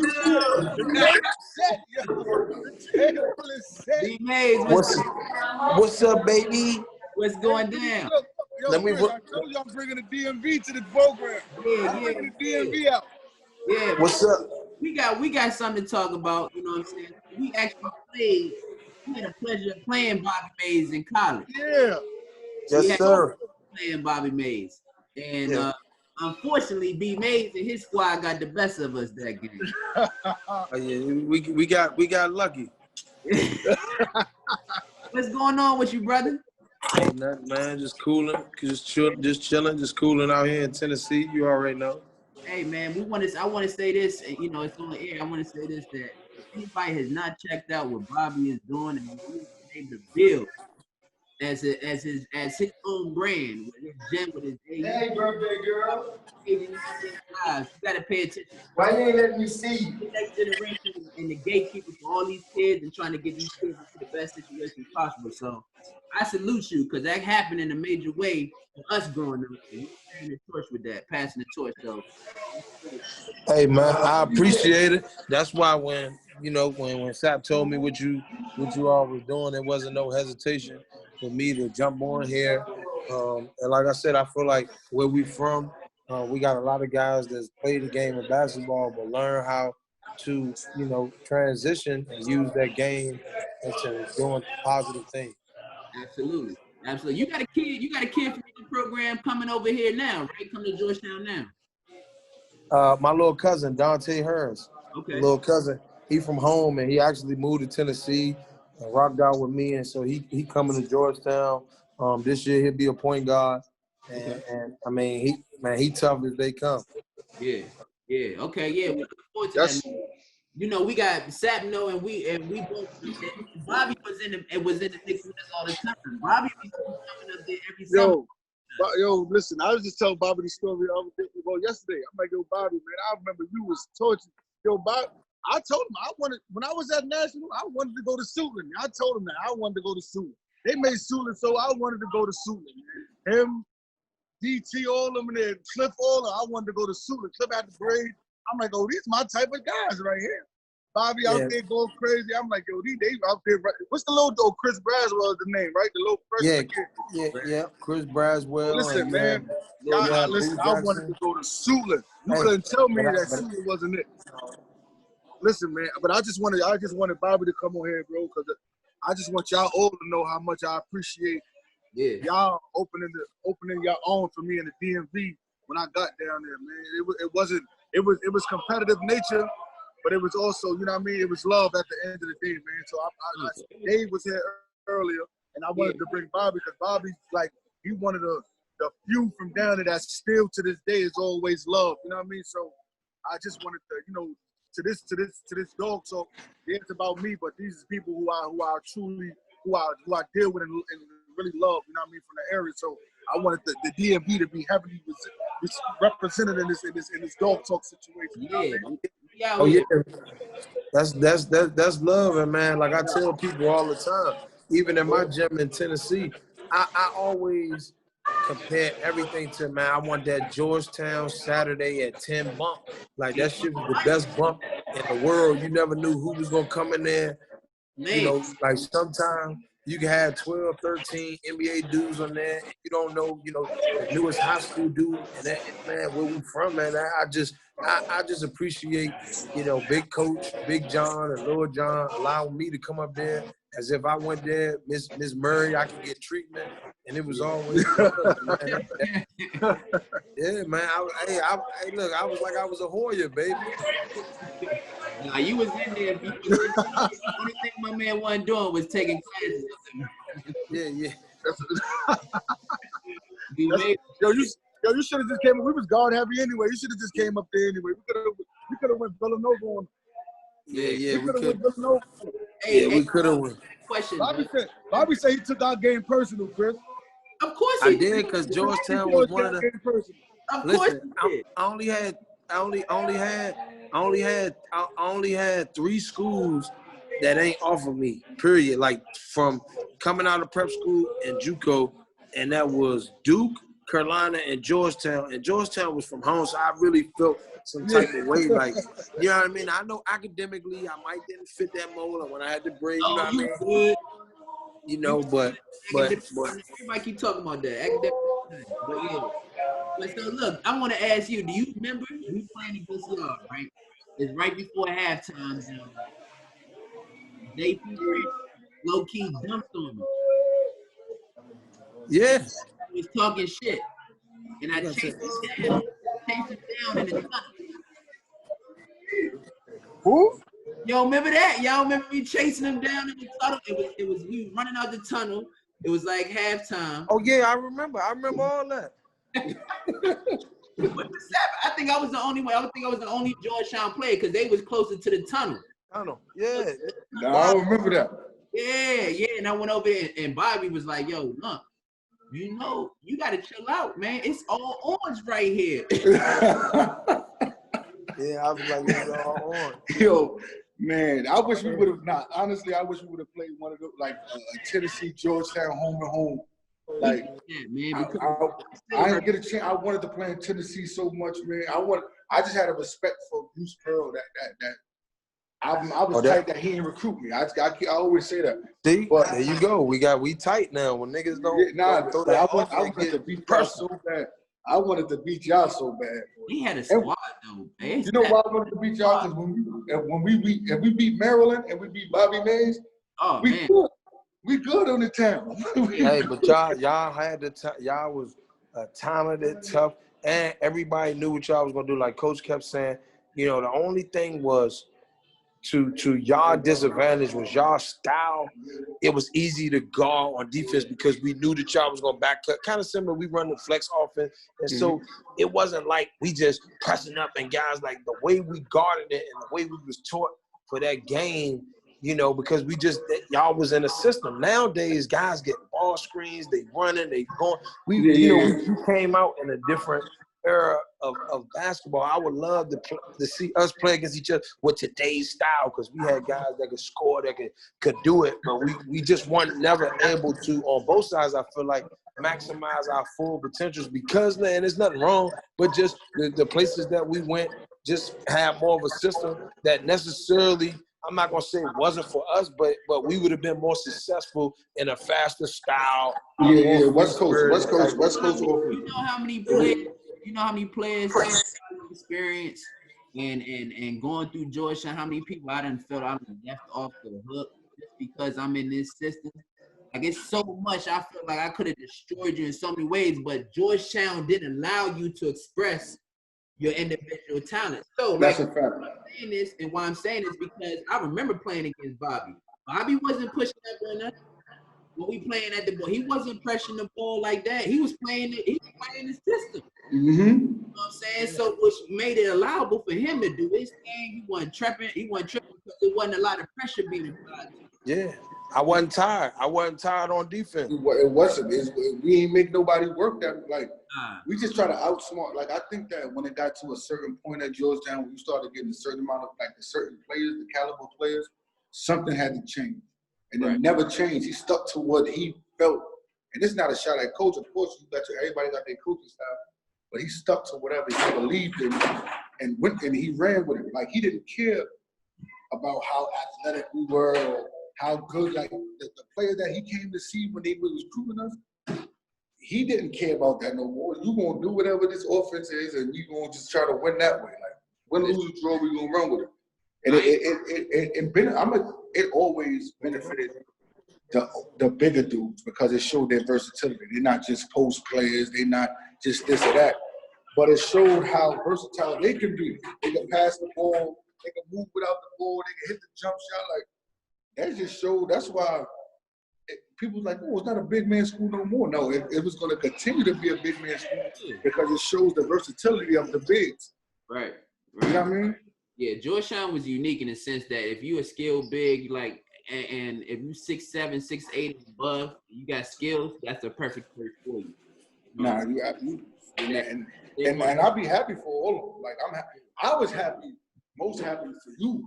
Like when you touch that league, I'm like, yo, thank you. Like one of our guards got a chance to put that jersey on in an era where nobody was really being able to do it. Like as far as I was good going under that coach. You know what I mean? So when that happened, it was just like, yo, Chris did it, bro. Like he represented all of us at the same time, bro. Like I know, like you know what I mean. You was going through your situation with the MS and all that, but I felt personally like you represented all of us guys that worked our asses off, and you made it to the big league.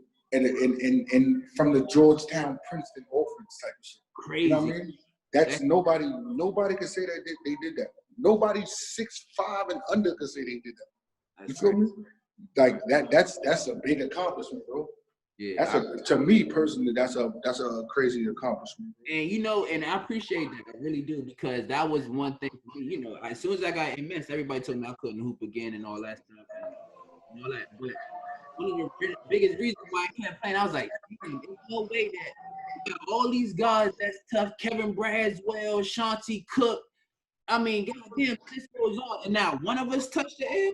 None of us, bro. None of us. You know what I'm saying? So after a while, I was like, all right, I'm going to take my shot at it and see what happened. And for it to happen and how it didn't happen was. You represented more than just You represented more than just that right on the back of your jersey. You represented that MS again for all the people who they say can't do shit.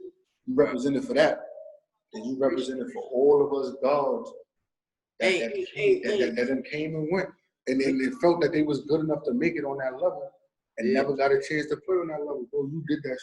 So for you, like that's. I'm always giving you roses, like while you can still smell them. Like we talk when you hit me, you let me know how you feel. I let you know how I feel. It's always love. It's always good, positive energy. Right. I never told you that. Right. It's good shit. Appreciate you. Real talk. I appreciate that. Hey, Bobby, I want to ask you something, brother. You getting kids into all these schools. If you follow Bobby on Instagram, follow his operation and what he's doing, you see him getting all these kids into schools and Definitely. how the major impact he's having. When you trying to help out a kid, right? When you trying to help out a kid, what are these kids looking at now as the reasons to picking these schools or why they want to go certain places? What's the Well, now they looking for fit. You know, they looking for a style. My man on the elevator. Yeah, the elevator. I mean, As long as I get off the top in the but they looking for fit. They looking for a style of play. They looking for life after basketball. It's so much more to it. Like when I went on my college visits, when I came out, I went by myself. My mom and parents never came on a visit with me. Now, mute your phone, Jesse. And so now on the visits, you got grandma, mom, dad, the trainer. It's just different. You know what I'm saying? And so you got so many people that think that they know what's best for you. But if I can do it all over again, like for me, like I don't care. I love Tennessee, but I went to Kentucky. You know what I mean? I decommitted there, and I didn't realize that I was going to a school that was in the flex offense. So what I do now for all my kids, I let them know, look, this what type of offense they run. They ball screens. If you a center, this school good for big men. If it's not, you know what I mean. And so that's all the stuff that's involved now in the process. It's just making sure that they pick a situation that's suited for them. Like if you're not great at academics, don't go to Vanderbilt. If you want to play for a coach that's going to build up your confidence and not hard-nosed, don't play for Rick Barnes. You know what I mean? You want to shoot more threes, play for Bruce Pearl. Like, that's kind of like, you know what I mean, where I'm at and what I see. Right. So when this kid, Dante Harris, why did you feel that it was the best fit for your cousin to commit to Georgetown at the time? For that situation, I was thinking about, Coach Patrick Ewing, and just building a relationship with him being a Hall of Famer, him coaching in the NBA. And so I saw with Matt McClung how freely he allowed him to play at Georgetown. And so when I looked at that situation, I said, this isn't the same Georgetown offense.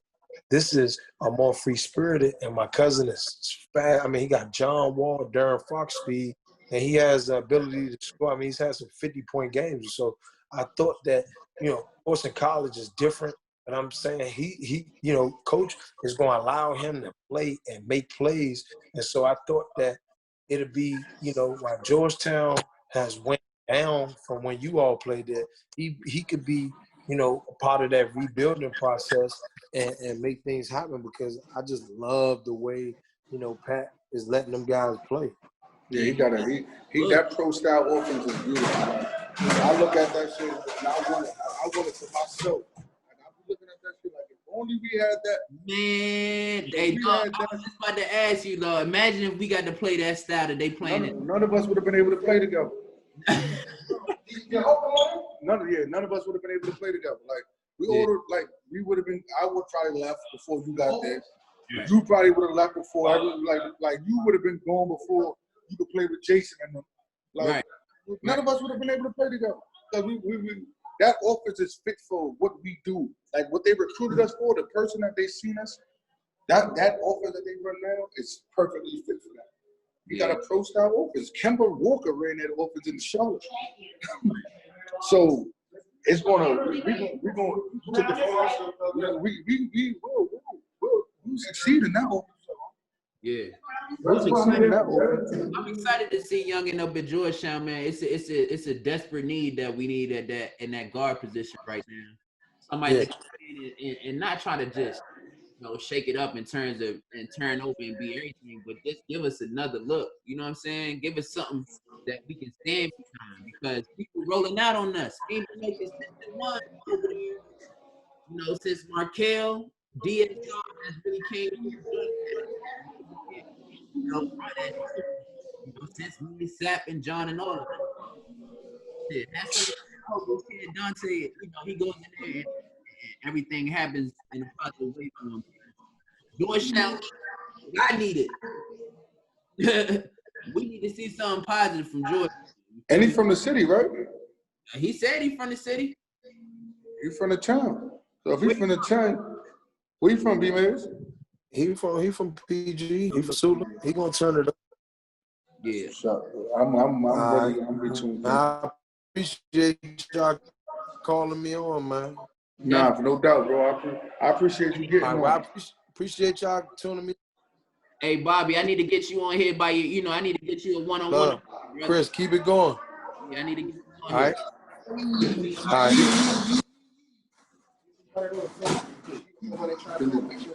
Yo, Bobby, you gotta press lead, Bobby. Yo, Bobby. He got me. Remember, you got measured for it, did you? Yes, remember I I was forgot. here for 2 days, man. It's crazy. Hey, Yo, Bobby, Bobby. Press Right. lead. Please, so y'all gonna eat. Yeah. Hey, So those is my two guests. baby. Those are my two guests I wanted to bring on. Hey, yo, Sapp, you one of a kind, brother. You come here, gifts, showing love. Yo, I came bearing gifts for the culture, baby. Hey, man, you one of the most solid I came across, brother. Bro, God, appreciate it, bro. You know what I'm Yeah, bro. I just wanted to make sure people, because people always, you New York, yo, listen, man. I'm both. Like I'm really like when it comes to this basketball culture, right. I'm really both. Like I'm born and raised Harlem. I love it, but I'm both. DC is a major part of who I am today as a man and as a basketball player. So I always got to pay my respects to that part. You know what I mean? That's healthy, right? That's big, right? That's healthy. That's a fact. That's a major. fact. So you've been blessing us with you blessed us with David Hawkins, one of the big homies. Now you blessed another one of my homies, Bobby Mays. I know Bobby since damn box. Like, I used to live over there. I'm from Temple Hills, for real. So See, look. I used to walk around the track. I used to be in the sandbox, and my mother was walking around the track and all that. See, look. Fire. I wanted to just bring something like somebody that's a peer who went through what we went through, like as far as like at the time that we went through. You know what I mean? Like, and I wanted to bring my OG, my man Dave Hawkins. I wanted to bring him on, man, to just show love to you and to you and Free, but to the dog talk for sure. Man, appreciate that, man. Appreciate that. Moving this forward, man. This has been a great episode. I know you busy and all. You doing your thing. Man, I'm here for whatever you. This is me and you, bro. I don't care. Like this. What you told me, I was ready when you first told me. I mean, unfortunate situation, but I was ready for any and every town, bro. Okay. I was ready. So look, man. So now you reached your Final Four, man. You go home. The city loving you more than they love Kyle Watson back home, right? You the man. You know what I mean? You the man. You back. I was the new Kyle Watson. Yeah, he's a new Kyle Watson. He's a new improvement. I don't know if they ain't show what Kyle Watson's career looked like at Georgetown. So I don't know. Yeah. They just show him hit a shot. So whenever I see a butter rim or anything, I'm like, yo, that's number 21 to me. That's yo. You know Davies, that nigga called me that to this day. Yeah. Like, when he introduced me to people, rappers and all that shit, he's like, yo, that's the real Kyle Watson right there. I'm like, yo, chill, bro. Chill for Pop coming here trying to fuck us up, right? Right. You gotta chill. Right. So now you get to your junior year, my freshman year, right? Which I personally think. No, we at your senior year. We go here, we unfortunately lose. We can't have nothing to do with it. Right. I think the turning factor in that game was the beginning of the second half. Juan Summers gets the ball at half court. Odell in front of him and Roy over there. Straight line to take off. And Brahma Bull pulled it out to the wing, and we went into our offense. And I was like, oh. I was like, this ain't good. No step go for 25, whatever. We ain't got to rehash all that. We been. We ain't got to go back to all that. Yeah, we ain't doing all that. We know what he is and what he turned out to be. So shit, we feel better because of that. But now we get to your senior year. Right. You go through 3 years at Georgetown. You are Big East champion multiple times as a conference, and now you got Final Four, you got a Big East championship. You going into the year, what's the mindset of you? You said what's my mindset going into senior year? Mindset going into senior year, and how is JT3 talking to you at this point? What's he expecting from you? All right, this is the God honest truth. I didn't want to do my senior year. Like, the back and forth was, again, me and DeJuan. This is Jeremiah's transferring. Right. Brandon Macklin's transferring. We have Greg Monroe, Henry Sims, Jason Clark coming in. Right. So, and you the only one in the class at that time. I'm the only senior. Like, everybody else leaves. Like, everybody else is gone. So, my mindset is, like, yo, bro, like, I'm not doing this no more. I already see, to me personally, I see what's going on. Like, I see it. Like, I already know what's about to happen. Like, it's no more, the golden child is gone. He's a senior. So it's like, I have a talk through text with Coach Thompson. It's just like, yo, like, I'm thinking about putting my name in the NBA draft. Right. So he calls me in his office. He's like, no, Coach Burke calls me first. He's like, NBA draft? I'm like, yeah, like, I just feel like I'd rather try whatever happens after that happens. Like, I just don't feel like from the talks that me, Coach Thompson, like, I don't feel like I'm going to be a part of what's moving forward, like, which is fine. But the only problem with me is it wasn't honesty in the whole conversation. So when it's like the NBA deadline, like the deadline for you to enter the draft and got to do the paperwork and all that. So we have a meeting with Coach Thompson. He's rubbing his head like, yo, I don't think you should do it or whatever. They got me like second round to not draft. That's what they had, late second to not draft. Right. And my mind is, as long as they got me at late second, I can do good. I don't care what you talk about. Listen, I don't care what you talk about. Late second to undrafted, it's cool with me. I'm ready to go. Let's just do it, because I know, like, once they see me, once I go through the workouts with the pros and all that shit, they'll see the real me and what I'm capable of. But he's just like, I don't think that's good enough. Like, I think you got a chance to be better. At the same time, DeJuan is like, I want to put my name in the draft too.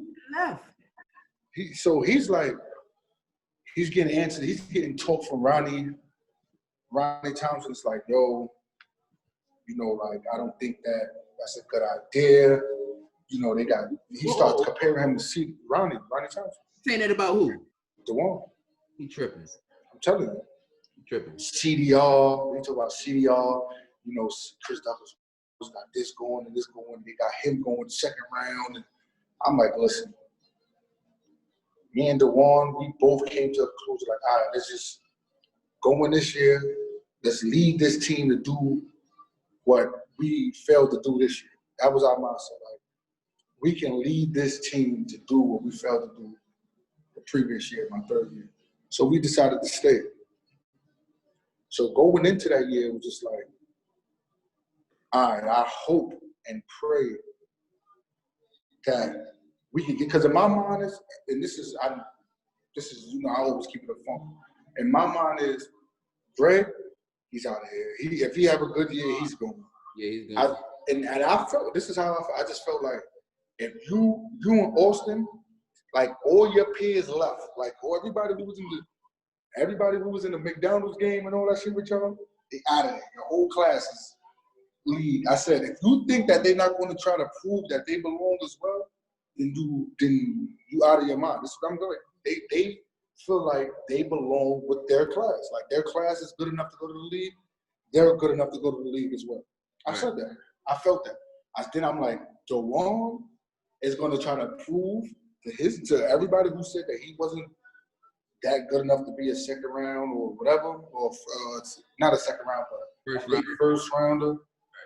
He's going to try to prove it. I said, so in my mind is, how am I going to lead this group of hungry motherfuckers who think that all of them, and rightfully so, all of y'all, I believe personally, all of y'all are NBA players, all of y'all are supposed to be lottery first round, the early second, the latest. Like to me personally, this is me just knowing y'all, seeing y'all, knowing y'all, which I capable of.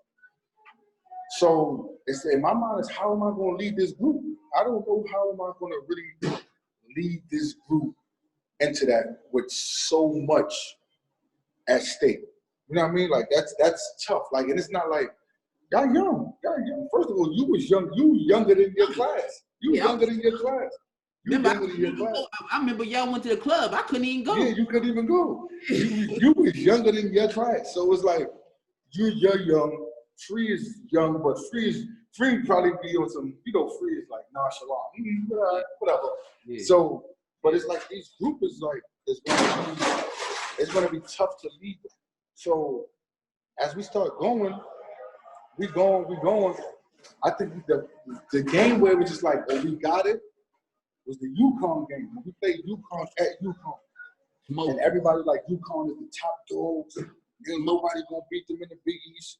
And we went there and we beat them. And I told y'all in the locker room, like, this is our fucking league. Like, this is our league. They gotta dethrone us before anybody can say that this is their league.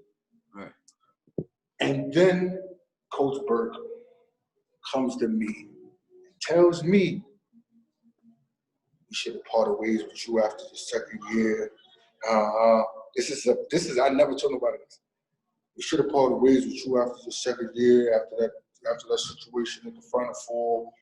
So I'm looking at him like, yo, bro, y'all wasted 2 years of my life. Like, if y'all felt that way, why not tell me that then and let me either take my chances with NBA overseas early or let me transfer to another school? Don't wait till He's telling you this when? This is in your senior year? This is my senior year. This is my senior year. I want to say we lost to Cincinnati. We lost to after that UConn game, right? You played UConn on like a Saturday. That Monday, we got our ass kicked by Pittsburgh at home. Right, we lost to Pittsburgh. That's what happened. We lost to Pittsburgh. So he's telling me this. This is what he's telling me. Like, so I'm looking at him like, damn, bro. Like, all right, whatever. I don't know if you remember, but it was a period of time where we was practicing, and I wasn't saying anything in practice. Like, I was, Coach Cox hitting me like, yo, why are you doing this? I'm just like, yo, bro, like, honestly, that shit just broke me. Like, for me to sacrifice so much for a program, me to put so much blood, sweat, and tears into it, and I believed in the bigger picture, bigger than me. I believed in us winning, ultimately winning. I believed in just we had the right pieces to win, and for y'all to just throw that back at me like that. And I know that's not something that he was just saying. I know it was a conversation that they had. Like, it wasn't nothing that Coach Burke was just gonna bring to me and say, you know what I mean? Like, this is a conversation that y'all had as coaches. Like, I felt like. Right. So it was like. So JT3 never said nothing to you about this? JT3, no, he never said nothing to me about it. Never said nothing. No, never. So we played Cincinnati. No, I'm lying. We played West Virginia. We lost to them at home. But we playing, and while we playing, like, I'm diving, I'm doing vortex.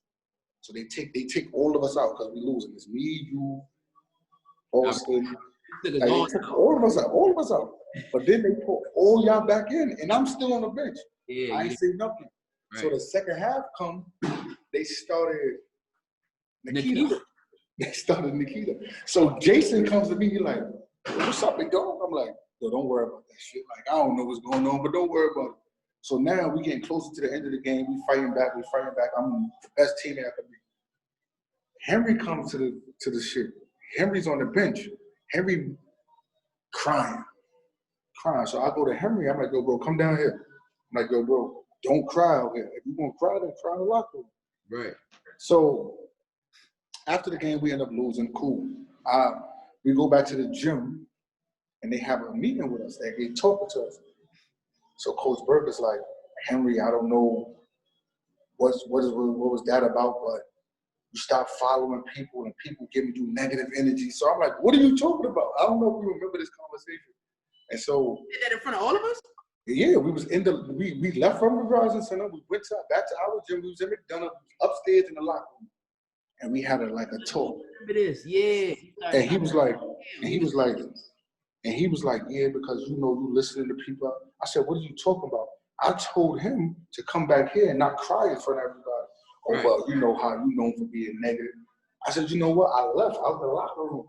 When I got down there, Ms. Michaels told Big John to stop me. Big John grabbed me and gave me a hug. I'll never forget it. I cried like a baby. Like, I was the toughest nigga in the world walking down the steps. I don't care. Once he grabbed me and that big teddy bear hugged me, yeah. Oh, I just cried. So the next day, I'll never forget. Big John is like, I didn't even know he had my number. It felt like God called me. I thought I died, and God was calling me to heaven. The phone rang, and I was like, hello, like that big, deep voice. I'm like, oh, it's over. Like, I done fucked up. So he like, yo, come to my, mind you, I've been there 4 years and never knew where his office was at. I still don't know. Yo, bro, he told me to come to his office. First of all, it's a door that we pass every day that you gotta go in and then go into another door, Dennis's office. Oh, okay. So we in there, we talking, St. John's is playing Louisville. Right. He's just like, yo, I just want you to know, like, you're a pro. Like, despite what everything, but he's like, you're a man first. This is life. He's like, you're gonna go through up and downs. You can't give up. He said, your moms didn't give up when when everything was going against her. So there's no need for you to give up when stuff is going against you. He said, I always teach my black people, like black kids, that it's not about basketball at the end of the day. Like, basketball is just here to teach you the lessons. It's not about basketball. Like, it's about life. It's a bigger picture. You can't run away from every time something gets hard, or something gets bad, or don't go your way. You can't run away from it. You know what I mean? So it was more so like you gotta fight you gotta just keep going through the punches. You gotta ride with the punches and make it through. Like, you gotta see it through at the end of the day. And from that day on, it was more so like, this is bigger than me. I'm gonna be the best teammate, and whatever opportunity comes his way, I'm just gonna, I'm gonna take advantage of it. And that's how I went through the rest of the season. And then we played Duke, right? This is when me and you, this is the conversation. I feel like we beat Duke. I feel like we can beat, like, that game, even though it was like up and down, I feel like we can beat Duke. Like, I felt that, like, before the game, I felt like we can beat Duke. I did too. Only issue I had with Duke, the team that I had, the only issue I had, I was like, how we going to stop Gerald Henderson? Right. That was my only issue. Because he was the toughest matchup, the matchup problem we had. Like, it wasn't taking nothing from Free. It wasn't taking nothing from, like, it was just, he's a tough cover for anybody. For they real. were like, featuring him. They were like, like that out of bounds play they throw him to lob. That's an intimidation out of bounds play. Like, once he go up and get it, it's like, it's tough. Like it's tough to really guard that shit. So So let's talk about this, man. So one thing that's always wants to be talked about, right? One thing that wants to be talked about is what happened with Jessie Sapp and Chris Wright at Duke, and also what happened in when we got our ass whooped. Those are the common things that I hear about. So you and me both. right. And people, I don't know where they get the fact that me and you had a fight in the locker. I don't know where that came from. It wasn't no punches thrown, none of that. It wasn't like I just felt like I'm gonna say what I feel. You tell me what you feel. Yeah. I felt like, all right, the play happened, right? And like you said, like it was like, yo, bro, it was a big brother, little brother talk from, but it was competitive at the end of the day. And again, I'm a man, I can admit that everything else that was going on, it played a part into the way I came about, the way I brought it out. So after the play, we go into the locker room. Right. And you wasn't even like your emotions wasn't even towards me in the locker room. I was doing some other shit. And this is what I'm saying. Like the play happened, we already argued about the play on the court. When you came into the locker room, your emotions wasn't even towards me. And the crazy part is my emotion wasn't towards you in the locker room. When the coaches came in there and they just looked at me like my emotions was towards them more so than you. Like, what the fuck? So this is all my fucking fault. Like, that's the first thing I said. So this is all my fucking fault. Right. That was the emotion that happened in the locker room. And you was already mad because you wanted to win. We was losing and whatever happened out there. We had the conversation. They benched me and you in the second half. Like, benched us. Like, so, like, bro, like, I don't care. Me and Roy done had worse situations than that. Me and DeWan was ready to fight each other. Like DeWan went around one way, I went around. Like we was really about it. This is in practice. Like we done had worse shit than that happen where they didn't bench us. Like a little like disagreement on the court. Like, yo, bro, don't do that. Like, for people who's watching, we want to know. I told Chris, like, don't do that, man. I'll punch you in your fucking chest. But it wasn't more so as me saying I want to, like, it was more so as a big brother, like, bro, like, what did I do? Nah, you ain't do nothing. You was like, yo, you was like, Joseph, we right now. What we talking about, and we going. Right. And we left it alone. Like, it was the frustration of us losing. Right. And again, the way that I went about it, again, it had everything to do with the stuff that was going on around, more so than Chris, than you. Like, you know what I mean? So I just was mad that when they came in the locker room, they was just looking at me. I'm like, again, y'all niggas is on this type of time, type of shit. Like, y'all already, like, it's already fucked up for me. So this is my view, right? I remember the play, goddamn. We were running that get the joint where you throw it to the elbow and stuff like the elbow, right? Dribble towards me. Right. Towards me. You thought I was going back door. Yeah, and you came around. And we bumped into each other. And I threw the entry pass into somebody like a little wraparound pass. We got fouled. We went to the line. No. You came around. You did the wraparound pass. It came back out to you. You shot the three and missed. I got the rebound and I got fouled going up. So when we came to the huddle, I'm like, yo, you got to cut, bro. I'm like, yo, you got to cut. Yeah, I don't even know what I said at that point. I'm like, no, you was just like, you was like, say something, I'll punch you right in your chest. And I'm like, right, that's exactly what I said. That's you know exactly what you're talking about. And I was like, all right, man, whatever. You know what I'm saying? And it was just like, and it was probably like another 45 seconds left in the first half, or like a minute left in the first half. We go in the locker room. I was the closest to the locker room because I was on that side. You know, you walk out. Right. So I get in the locker room.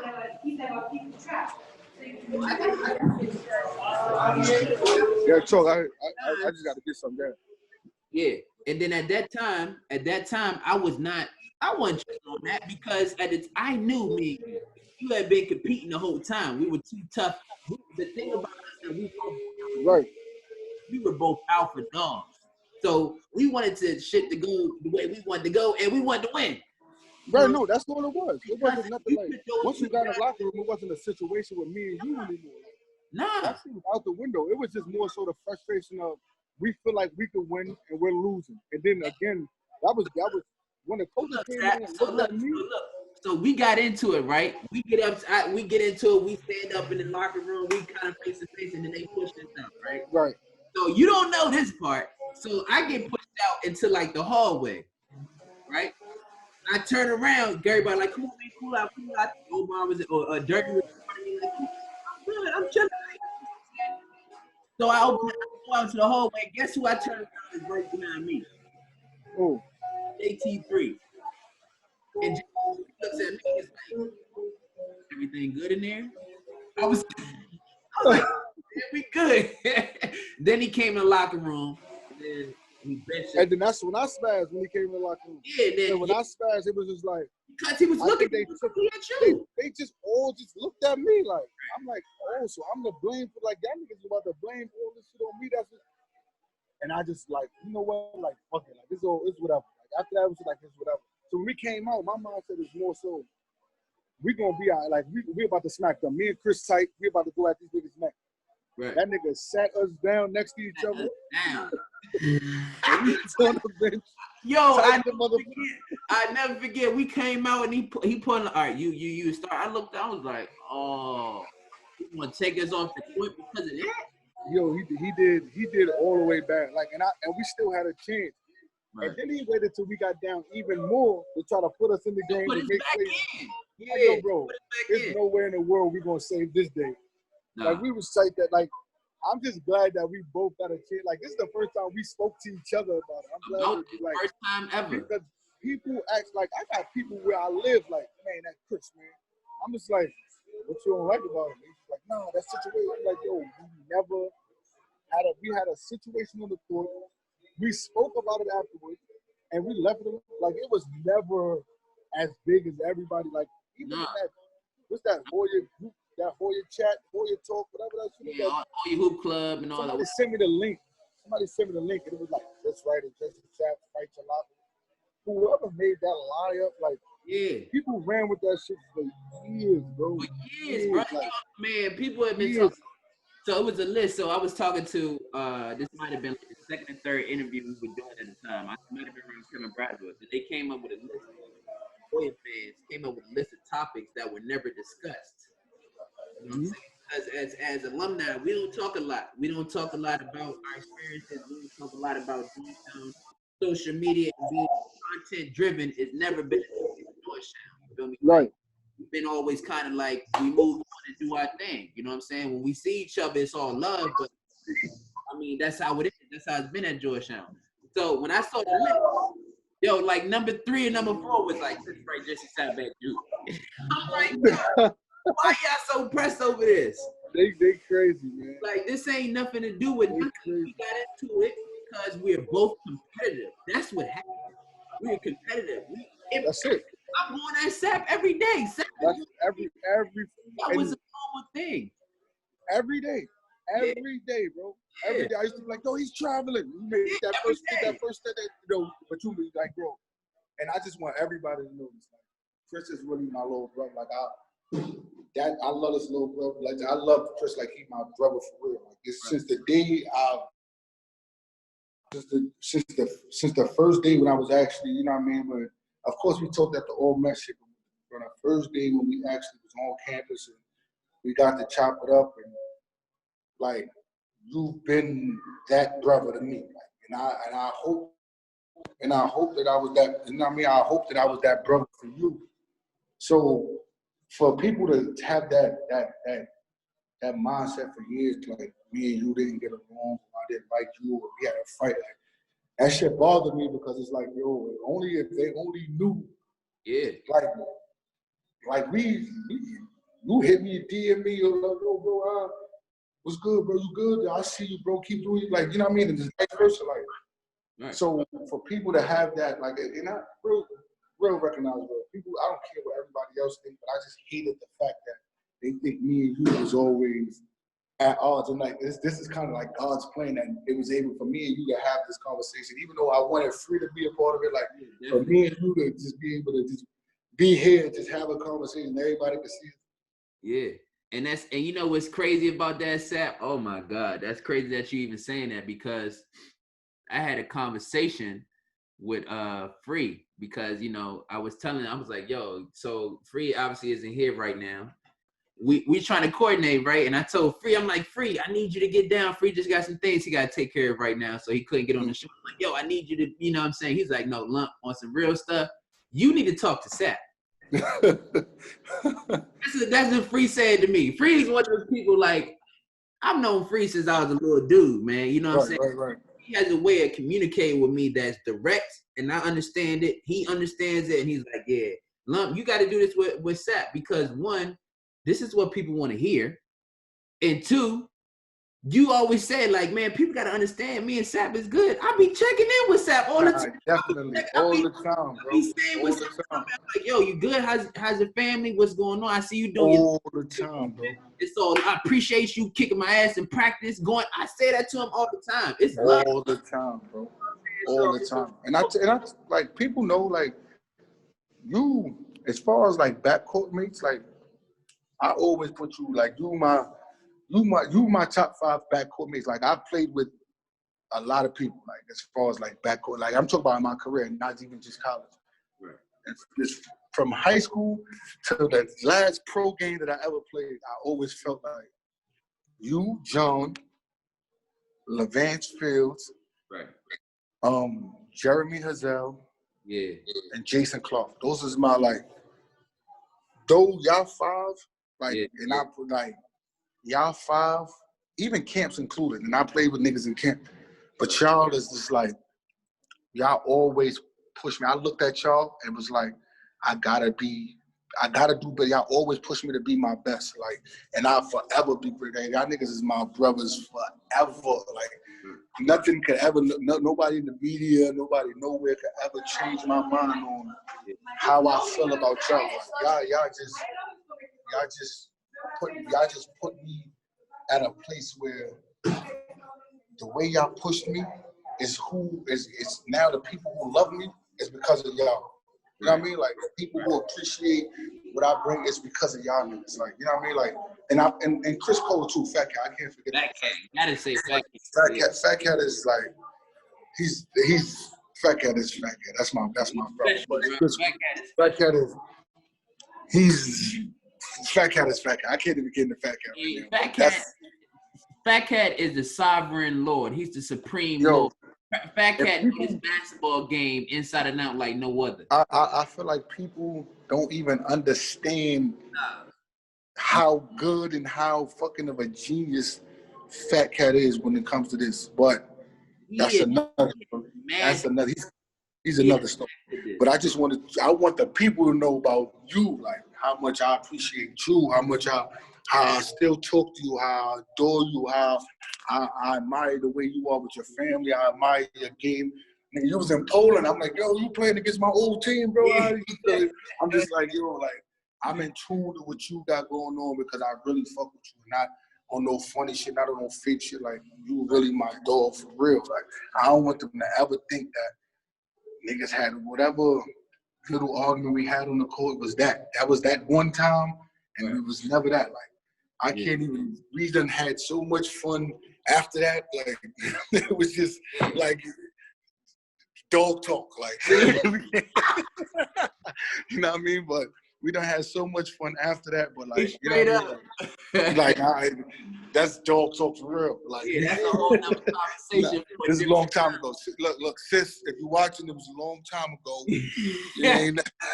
Ain't got nothing to do with what we got going on. Ain't got nothing to do. We got nothing to do right now, sis. Right. Nah, but that was just a long time ago, bro. Like, it was fun. Like, I'm just happy of the person that you are today, the person what you represent. You know what I mean? The man that you are, the father that you are, the husband you are. Like, I admire that about you. Like, the basketball player that you are, but that's secondary to everything. You know what I mean? Like, that's secondary to everything. But I just want the people to know. Stop. You don't have to ask those questions anymore. This is it right here. This is me and you. I think they want us to have like one of those Kobe Shaq Isaiah Thomas, Magic Johnson talks that they had on the joint. Like we sit down face to yeah, face. this is like this is it. This is it. I still. I love Chris to death. For Right. all the Hoya fans out there, I love him to death. That's my brother. Yeah. Please leave that question out of your questionnaires when y'all talk to me. Man, look, so I want to say this. Jessie Sapp for me, man. So Jessie Sapp is one of the reasons I went to Georgetown.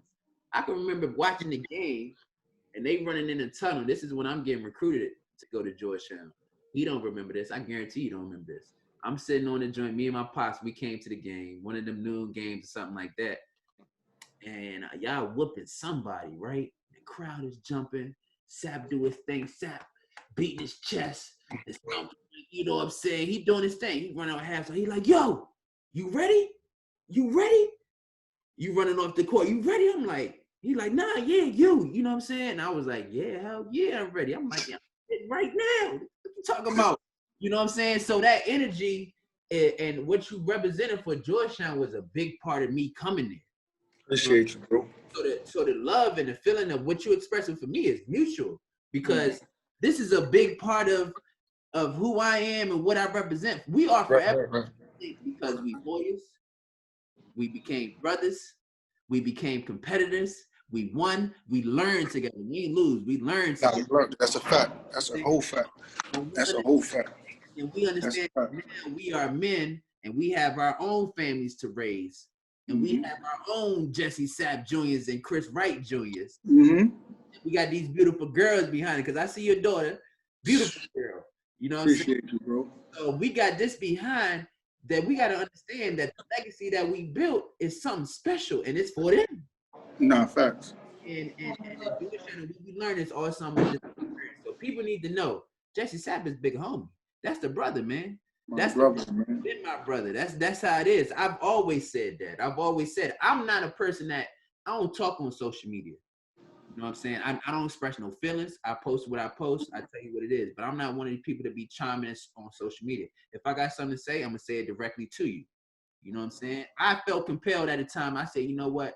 Because we never addressed this to each other, me and you never addressed it. You know what? Let me go tell him. And I reached out to you and I said, let me tell him how I really feel about everything. You know what I'm saying? Facts. Another thing I want to tell you is you're sitting here, right? We needed you so much in every way you're seeing here. You know what I'm saying? And a lot of me always wanted to ask you and understand what was going on. Because at that time, we needed Jessie Sapp to be Jessie Sapp so much. Facts. Thompson said, or because of what Coach Burke said, but because of what I knew from Jessie Sapp, you know? So when it was our time to really relish in that, they took that from us, or in a way distorted it so we couldn't really vibe the way we needed to have on that. Absolutely. Yeah. And so when we had and now that we like, when I look back on it, it was more so like, you know what I mean? Like I should have never let them dictate. Like, and they didn't even dictate it as far as like not playing me at first. Like they didn't dictate it in that way. It was just like once I went through that phase of when they said whatever they said, and I just like backed away from everything. And then they started to play Nikitas and stuff. Like I ain't even gonna lie. I'm gonna say this now.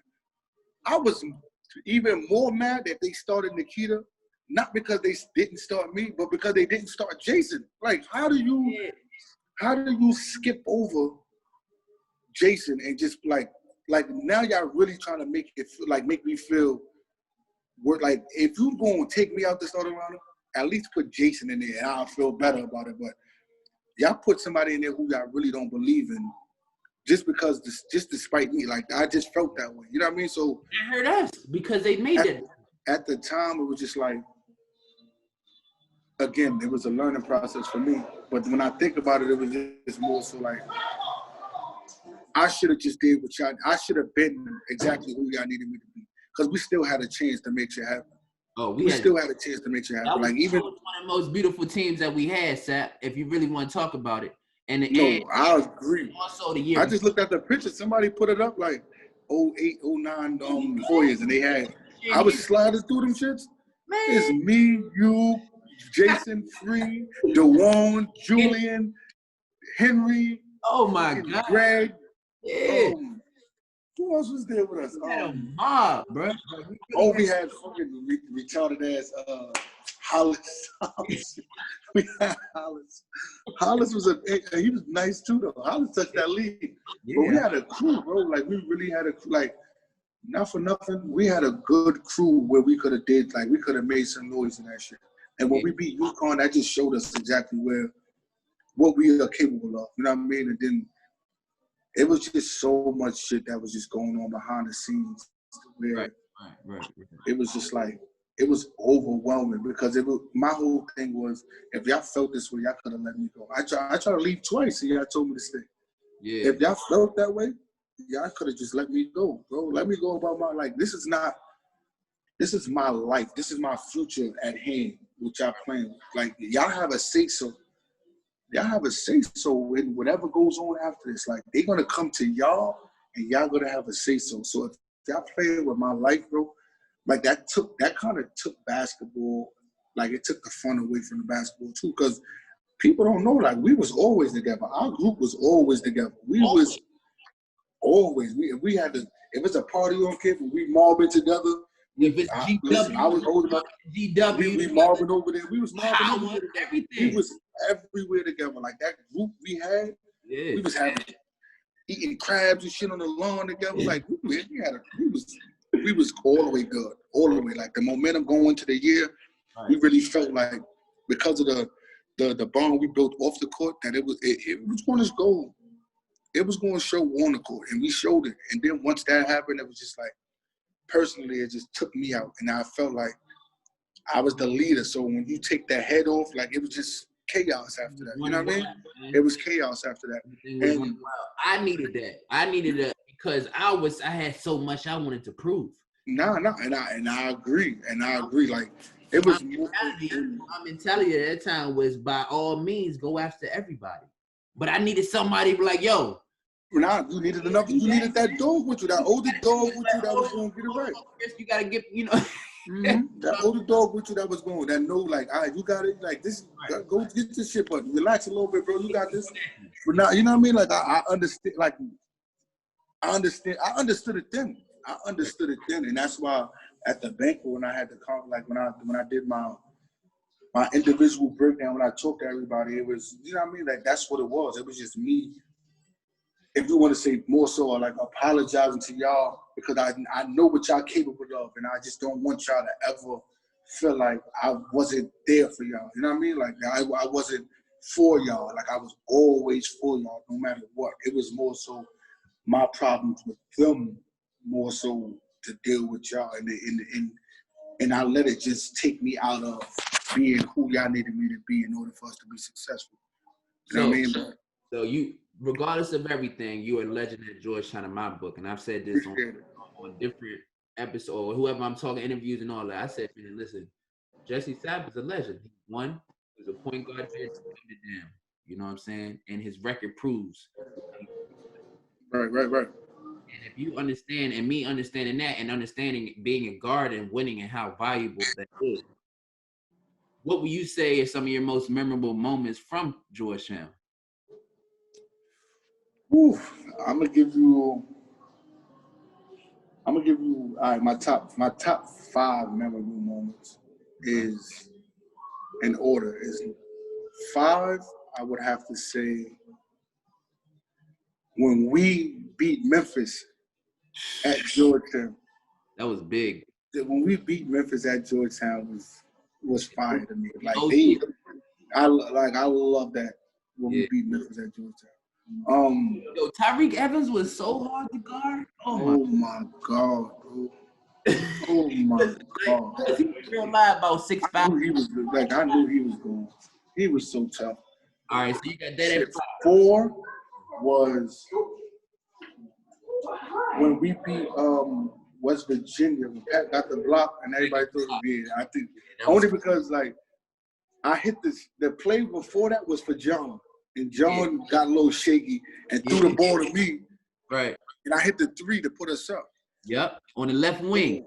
That It was like at the top of the key. At the top of the key. At the top of the key. So that was like, that was a big moment for me. And then Big John called Miss Michaels and told her to give me the phone. And he was like, that's what I'm talking about. And that was the first time where I felt honestly like Big John he accepted me like even though he probably accepted, like he never gave me a compliment until that day. Like that was my 3rd year in college and he never gave me a compliment to that day. Yeah. Number 3 would have to be, I would say, us beating North Carolina. Okay. That's number 3. Damn, that's at 3? God, what's 1 and 2? That's 3. 3 was us beating North Carolina. 2 was us winning the back-to-back Big East when we played Louisville. That was big. That was I'm gonna tell was a big hold game. on. I don't mean to throw no salt on number 2. That was not my first game back. Do you know, if you look at those pictures, when we won, my little ass was so upset. I did not. I'm sitting there like, Coach had me. It was the first game I was back dressed. Coach had me sit on the bench the whole game, bro. Yeah. So look, I saw Coach Thompson the next day. I was like, Coach, listen, man, I'm at home. This is the crib where we'll be playing at. You understand? If I ever dress again and do not touch the floor, I promise you, I will never show up at Georgetown again, bro. Right, and this is my thing, and this is why I told him, because you was ready before that game. You was ready. Yeah. And this is why I say that they should have been let you play before we even got to those points. Like, when we got there, we was already in a whole different, like, I'd rather you play. 100%. Yeah. Yo, bro, it was crazy. But that was number 2. I just felt like all of us collectively played well. I think that opened. That was a great game. That was. And nobody, I think that everybody played the way they were supposed to play. Everybody showed their potential in that game. Like, all right. So number one. The number 1 is Georgetown upsets Duke. Yeah. That's my number. I was a freshman,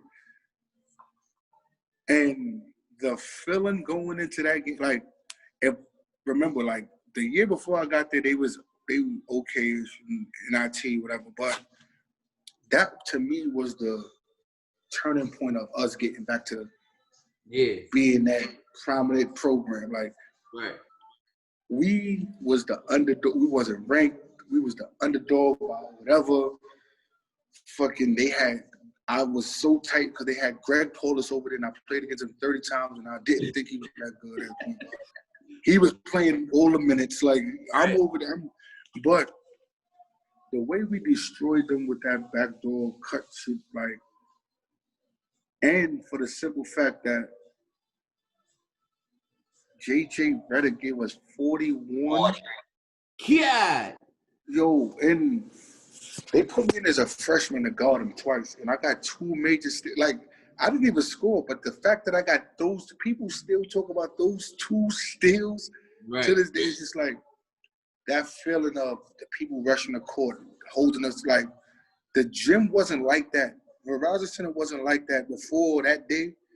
And it was from that day on, it was just crazy. So that's why it's a number 1.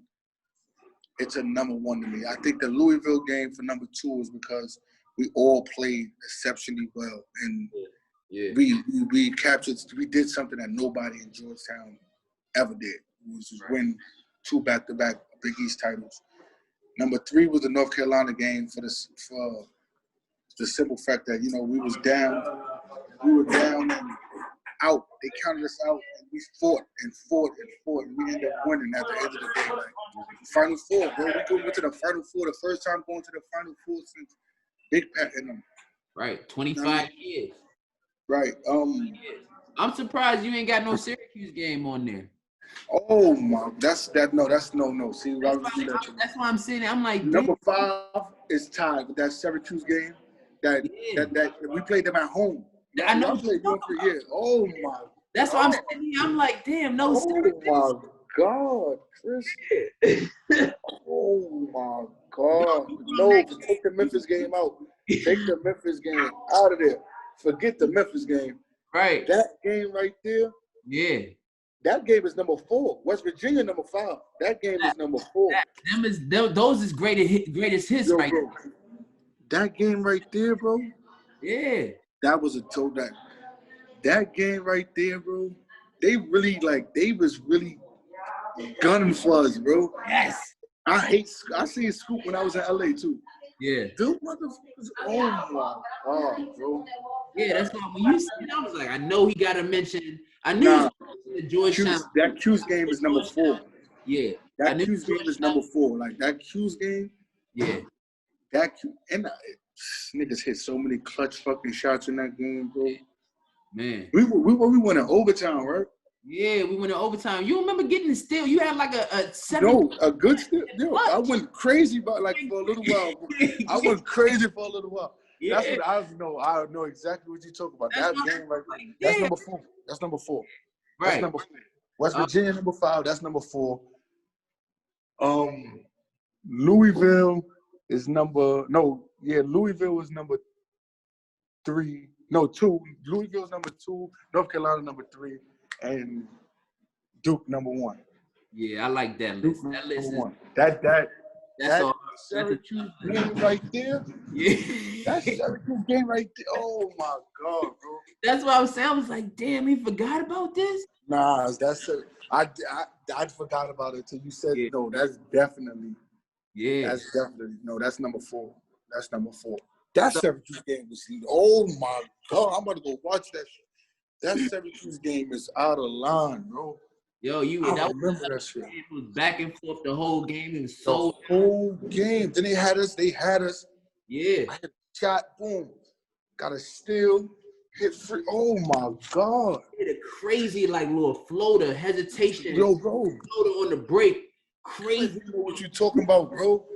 Oh, baby. Nah, that's you about to make me move that shit up. I'm about to move that up. That's Syracuse game. That Syracuse game. No, I gotta read. Yeah. I gotta do an order over. Duke number 1. No, this is how it's going. It's Duke number 1. Louisville number 2. Right. No, forget all that. I'm about to say Cuse might be 2. Forget all that. Cuse is number 2. It's Duke, Cuse, North Carolina, Right. Louisville, West Virginia. I'm gonna go with that. Right. I'm gonna go with that. That's it. That's it right there. That's Those are all classic games, man. those are games where it's just like people won't understand unless you was really in those games. Like I know people is excited about other games that happen. I know people excited about the Vanderbilt games and the fucking Boston College and the other Memphis. Like, oh, those games you had to actually be in them. Like, I can't understand.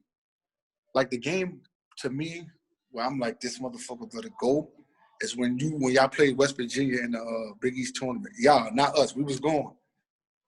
When you threw it on, what you call it? When I threw it on KJ. Yeah.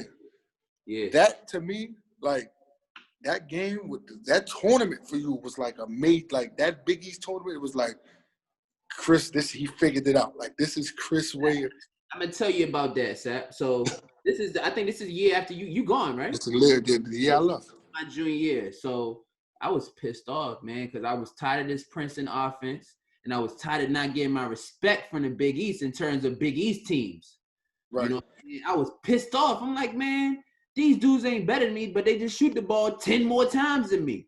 You feel what I'm saying? So I was pissed off. I remember going into the Big East tournament, I was mad because I didn't get second team Big East or third team or something. I was hot, right? And you just seeing, at the time, it was like a combination of a lot of things. I'm seeing all the homies, they going to the league. Free is averaging 18, shooting 55% from 3 or some dumb shit. Like, Free was doing something crazy. I'm like, I'm playing good, but I'm sacrificing a lot so all this can juggle and work, right? So I got to the Big East tournament, and I was sitting in the car the day before we left. Man, we used to take the bus up to New York. Right. I'm sitting in the car with my pops, and I never told nobody this. Me and my pops got in a heated argument, like boom, you know what I'm saying? Like hit me the every time. So I'm like, nah, man, this Georgetown shit. I'm mad about it and all this stuff. And I just got out the car, slammed the door, walked off. And you know me, I don't treat my pops like that. Yeah, not at all. Never. I don't go like that. I got so much respect for my mom and dad. That ain't never gonna happen. So I did. That's how tight I was. So Big East come. We leave the next day. I ain't say nothing to nobody from that night until after the West Virginia game. I ain't speak to not one person. You can watch the game. I ain't calling out no plays. I ain't saying shit in the huddles. I don't say shit. In the locker room, I don't say nothing. It got to a point. Oh, no. It was before the championship game that I started talking. It got to a point when I said something in the locker room, Free and Moose was like, oh, he back talking, y'all. He back talking. Like, I was such in a mindset at that time. So, yeah, that was a whole different Chris. No, I could tell. Like, I seen it.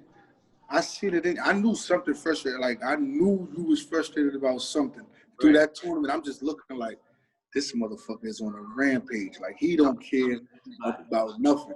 And then when you do it on KJ, I'm just like, oh no, this is lumpy. He's back to his old self. Like, he don't care about nothing. And I ain't even react. I just walked straight to the free. I'm telling you, I was on some machine stuff. I did not care about. I didn't even realize I was in the garden. You know what I'm saying? That's how lucky I was. Right, but see, it's moments like that where we won't understand that feeling, bro. Yeah. Like we can't sit there and be like, as fans of the game, even as a player, I don't know how you was feeling that day. And it's like, if you was to say, yo, that was one of the best, like people probably won't even think that one of the best games in their top 5, but you probably be like, nigga, that tournament, like, what you got, all Big East tournament that time? I got all Big East tournament, yeah. That's how I felt my junior year. Like, yo, damn, I'm sacrificing. You would have got all big. You might have got most outstanding player if we won the title. If we would have beat Pitt in the Well, they might have gave it to Roy off. No, Roy had 0 in the first game against Villanova. They was not giving it to Roy. Yeah, you had like 17. Roy, my thing is this. I think they forced Roy into the all Big East tournament team. Like, he didn't do nothing special until we got to, like, that's the Villanova game when they shut him out. He had 5 fouls. They shut him out. Like, he ain't do nothing. We won that shit on our own. We got like the record for most threes or some shit in the game. We was all of us was on fire. Right. But I really think they should have put John in that shit. But that's just my opinion. Yeah. But if we would have won, I think I would have got MOP. They would have tried to do. If they would have gave it to Roy, that shit would have been. You just know that it's just fixed out to be Roy. Like. Right. But I think I would have got it that year. I was on the tip. That's how I felt that year. Like, these niggas is never going.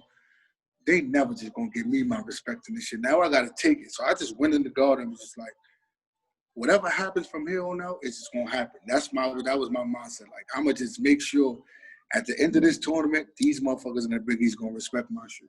Right. And that's why I went out there. That's exactly how I went out there. That's why I know that feeling like, damn, niggas ain't gonna give me not even an honorable mention on the shit. Like, we can get a third team, nothing. Like, it's not that many motherfuckers doing better than me.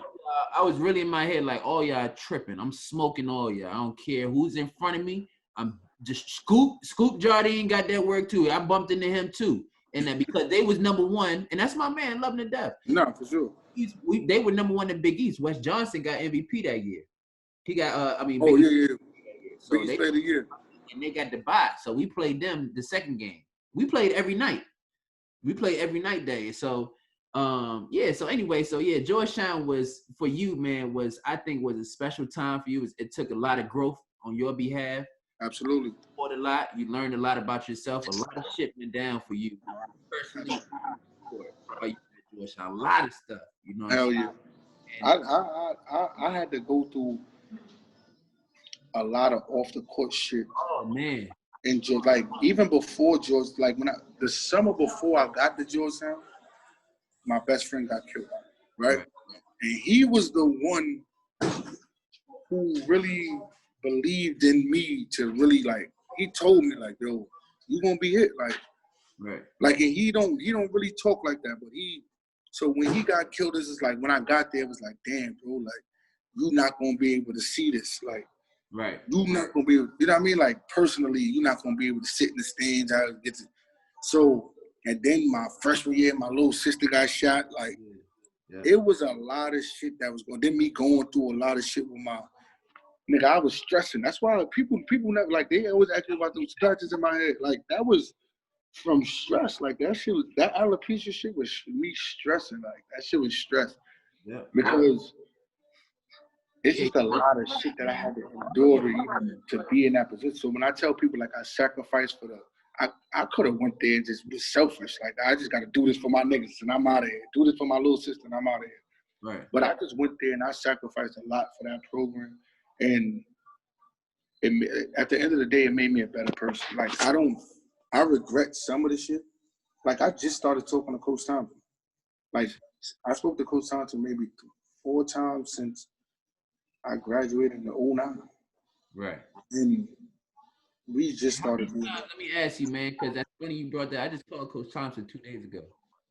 I just called him. How many times in your head, like, you know what, I'm calling him, but you just like, nah, I ain't gonna do it yet? Millions. It's millions of times where I just want to, I wanted to call and just have a conversation with him. Like, I put it up, one time I put a post up. Like, it was twice actually. When he got fired, right, I put up a post, you know what I mean? It was a good post, and it was like, I got so many questions I want to ask you, but we'll talk about that at a later time. I put that in the post. And then it was a time when, you know, me and my lady was going through stuff, and I just felt like it was other stuff that was bothering me that I had to get off my chest. So that was one of them. Like, it was just, my other mans, he wasn't doing too good. Like, he was just letting shit bother him, and he was just going off track. One of my other boys, we fell off track, but it was just, it's love. But it's just to let him know I still fuck with him. It was my baby mom, and it was Coach Thompson.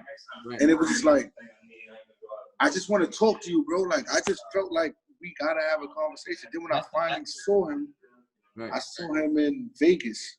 Right. And this is what really turned me, like, forget him. Like, I seen him in Vegas. It was me, KD, and Kyrie who was talking. This is before they was on the same team. I don't know if that conversation was them playing on the same team. We all was talking. Right. We came up there. He started talking to them too. So I'm like, damn, coach. He like, oh shit, Jessie Sapp, I didn't even know that was you. Like, this is me. How you don't know this is like? So I've been point guard for 4 years, man. You know me. 4 years, bro. How you don't know this is me? Like, this is not like. Well, anyway. So he's like, yeah, you know, what's up? How's everything? So he's like, what you about to do? He's like, I'm about to go to the CBS. I'm driving. I'm like, yo, I'm about to. It's towards my hotel. I'll take you. So we in the car. He starts talking about Monica and the kids and it's that conversation. So it was like, all right, like, this is not what I really want to talk about. I'm happy everything is fine. He's telling me our move is big and I see he's going to college. Right. So it's like, this is not what I really want to talk about. But even though I do want to know about them, because I do, because I love them too. Yeah. This is not what I want to talk about. This car ride was not for that. Like, this car ride is for let's talk for real. So when it was about to get to that point, he was like, nah, the CBS right here. He got out. Then I seen him later on that day. He was chilling. He was with Greg Popovich. He was chilling. So I was just like, you know what I mean? I left. But I never got the chance to speak. He even texted me when I had that one-on-one game. He was like, after I won, he was like, yo, I need another Jessie Sapp. And I was just like, I said, they not hard to find. You just got to make sure you give them the opportunity. That's what I told him. And then he ain't never texted me again after that. And then he texted me on my birthday. I was surprised. And Jeff texted me like, oh, I gave Coach Thompson your number. I don't know if you know. I'm just like, and then I texted him back. His birthday this year and my birthday this year was the last time we had interaction. But We never had that conversation. And nobody, like, I'm tight with him because despite all that, after we played Baylor in the NIT, after the Baylor game, he came to me.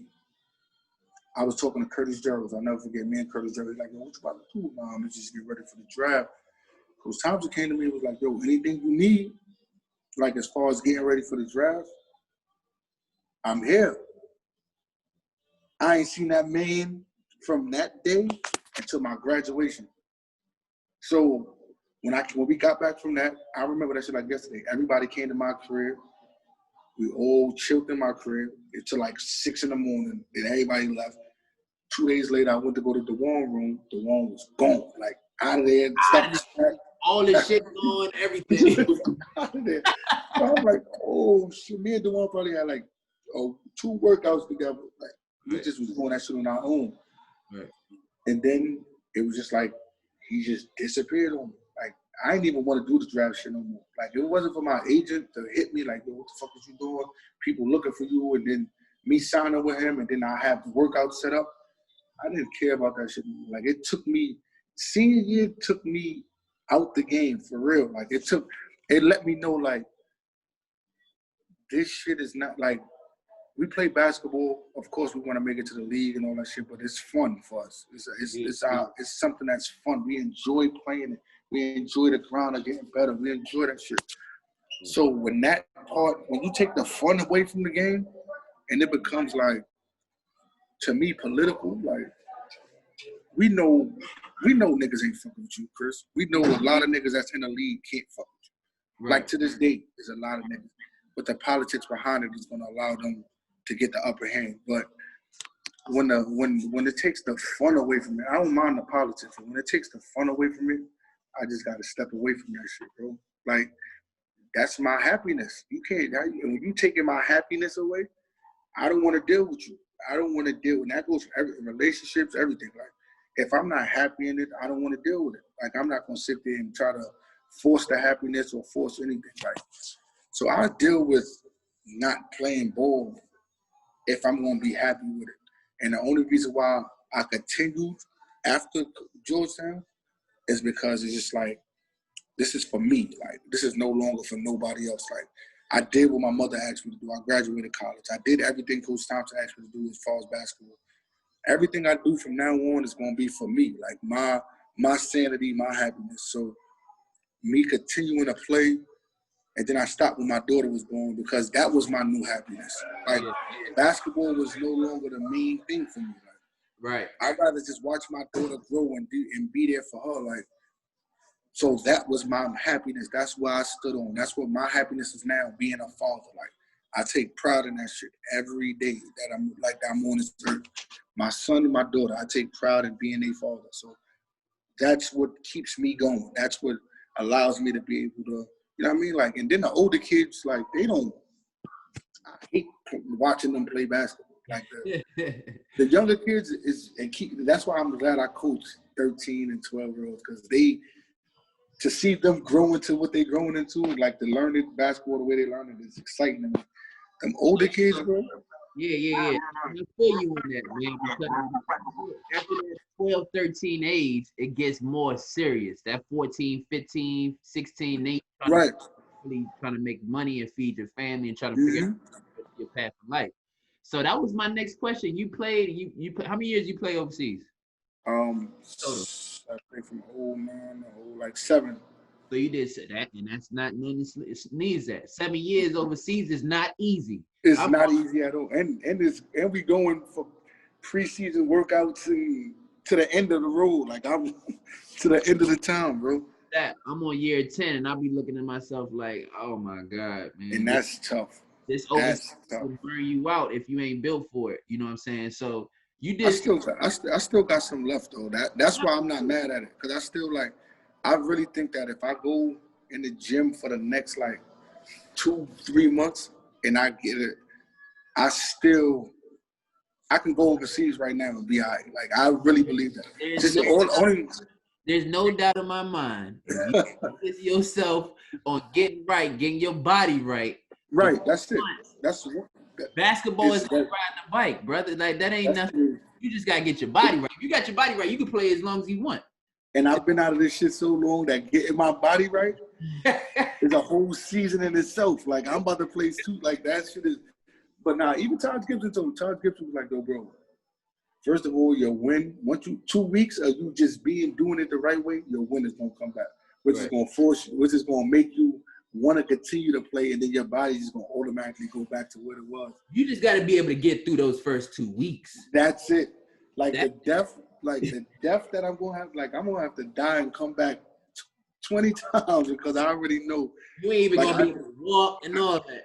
I shoot around, like, I still got it. Don't get it twisted. I don't want nobody to think that I just can't, on the highest level, no, because I haven't been, like, consistently doing it. But if you give me, like, no bullshit, if I get 2 months, of just strictly workout, I'll be back. I'll be fine. And I'll be fine. I'll be fine. I just need an ice bath every day. I just need an ice bath every day, and I'm good. Just give me an ice bath, bro.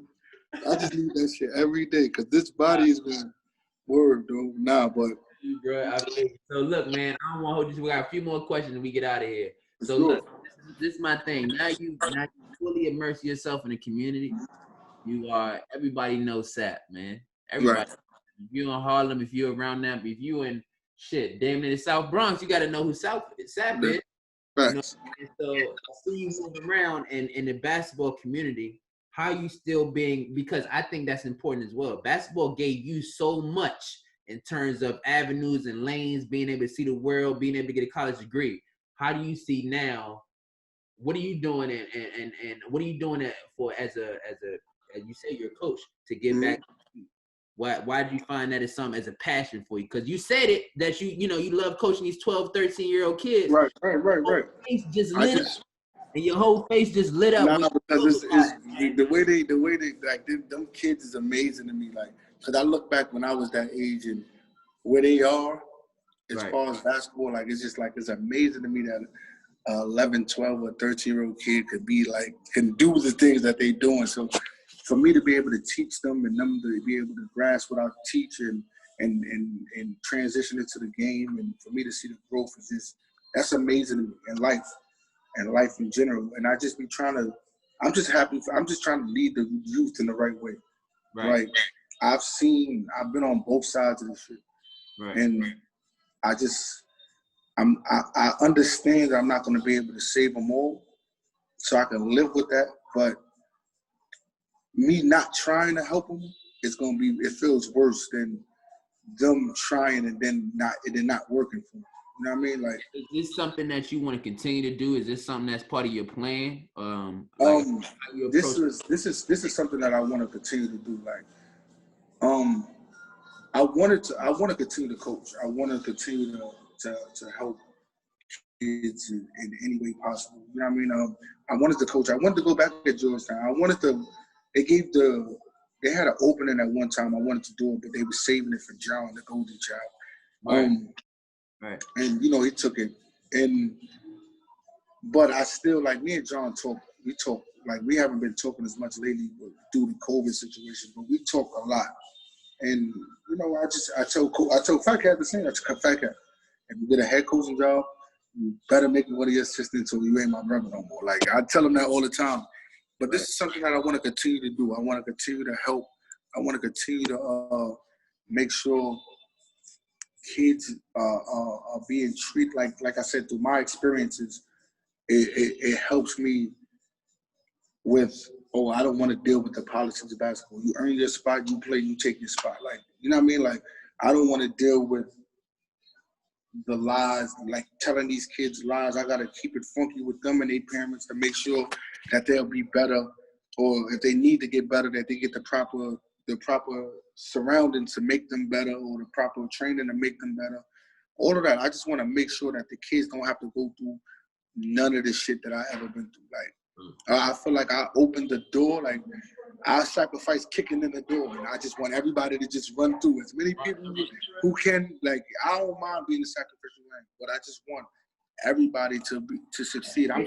I'm happy with people's accomplishments. Like when I see people win, I love it. Like that's just me. It's not a hate bone in my body. I want to see everybody win, especially the people who I come across. I want to just see them win, bro. So whatever I can do to help them, whether it's through my story, whether it's through me being physically hand-on with them, like I just want to see people win. So I'm gonna just continue to just coach and be that voice of the youth and the voice of the community that I've been. That's awesome, man. And listen, man, you have been a blessing to me. You have been a blessing to your community. You've been a blessing to Georgetown. You've been a blessing to your family. Tell your sister I want some True Asian pasta too. I got you. But it's all love, brother. I appreciate you. I appreciate you, bro. And more than anything, I wish you nothing but the best at all times, man. So bro. I appreciate you coming. You got the show lit. I wish my brother was here to be with me so we can bro. This is dope.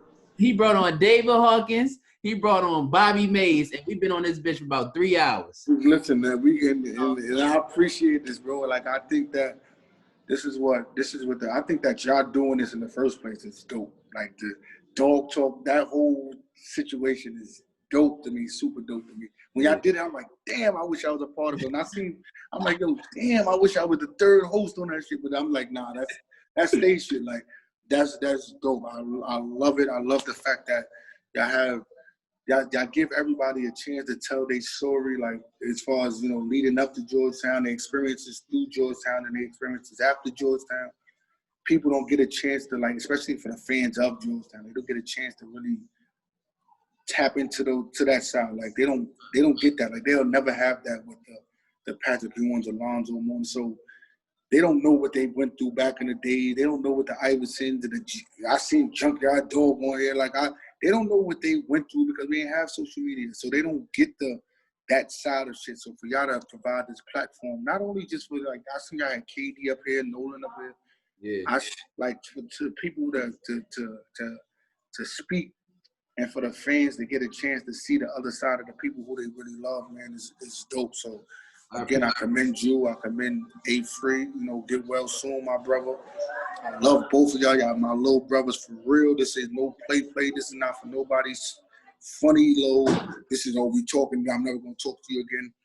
Nah, this is for real. I'm proud of you. I'm proud of him. I'm proud of the people, the men that y'all became. Right. Just keep going, bro. Just keep going. Like as much as y'all feel like I inspire y'all inspire me as well. So you know what I mean? Like just keep pushing, bro. Just keep pushing. When I come down there, where you at right now? I'm at the crib. I got a spot here in the city. Yeah, see, when I come down to I gotta come check you. Yeah, I gotta come check you. We gonna definitely, you know what we do.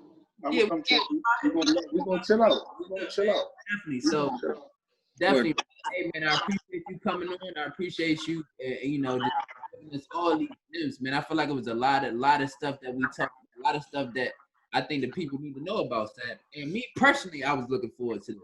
Yeah, I was looking forward. I was waiting for the invite. Yeah. I was saying, I ain't getting mad. They gonna invite me. I ain't getting mad. I'm peeking. Y'all doing it live. I'm peeking it live. Oh, I ain't getting mad.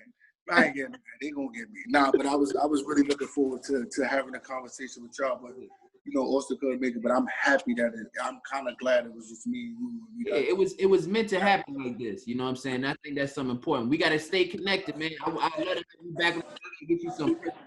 Yeah, no, I know. Yeah, I'm good. You going downstairs? Yeah. That's Dave. Dave's cursing you. See, you heard him screaming. I heard he had a little game too. We might need to get him on the show. Shoot, you know what I'm saying? But nah, man, I gotta get you some gear and all that stuff. Appreciate you, and we're gonna have you on again. We're gonna have you on again, and look forward to have you on here and being a regular. You know what I'm saying? We try to be citizens of Dog Talk. You understand? So, you know what I think would be dope now that y'all doing it on Zoom? I think we should have like all of us just pop up at one time on the Zoom. Let's do it. Yeah, we gotta all just pop up, just have conversation, laugh and joke and whatever about the old times, the good old times, bro. Let's do it, man. Let's do it. So let's stay connected, Sapp. You got my number, I got yours, bro. Just, you know what I mean? Besides all this, let's definitely stay connected, bro. All right, man. It's all love, and I'm gonna get up with you soon. I say that, bro. Peace out. Be safe, bro.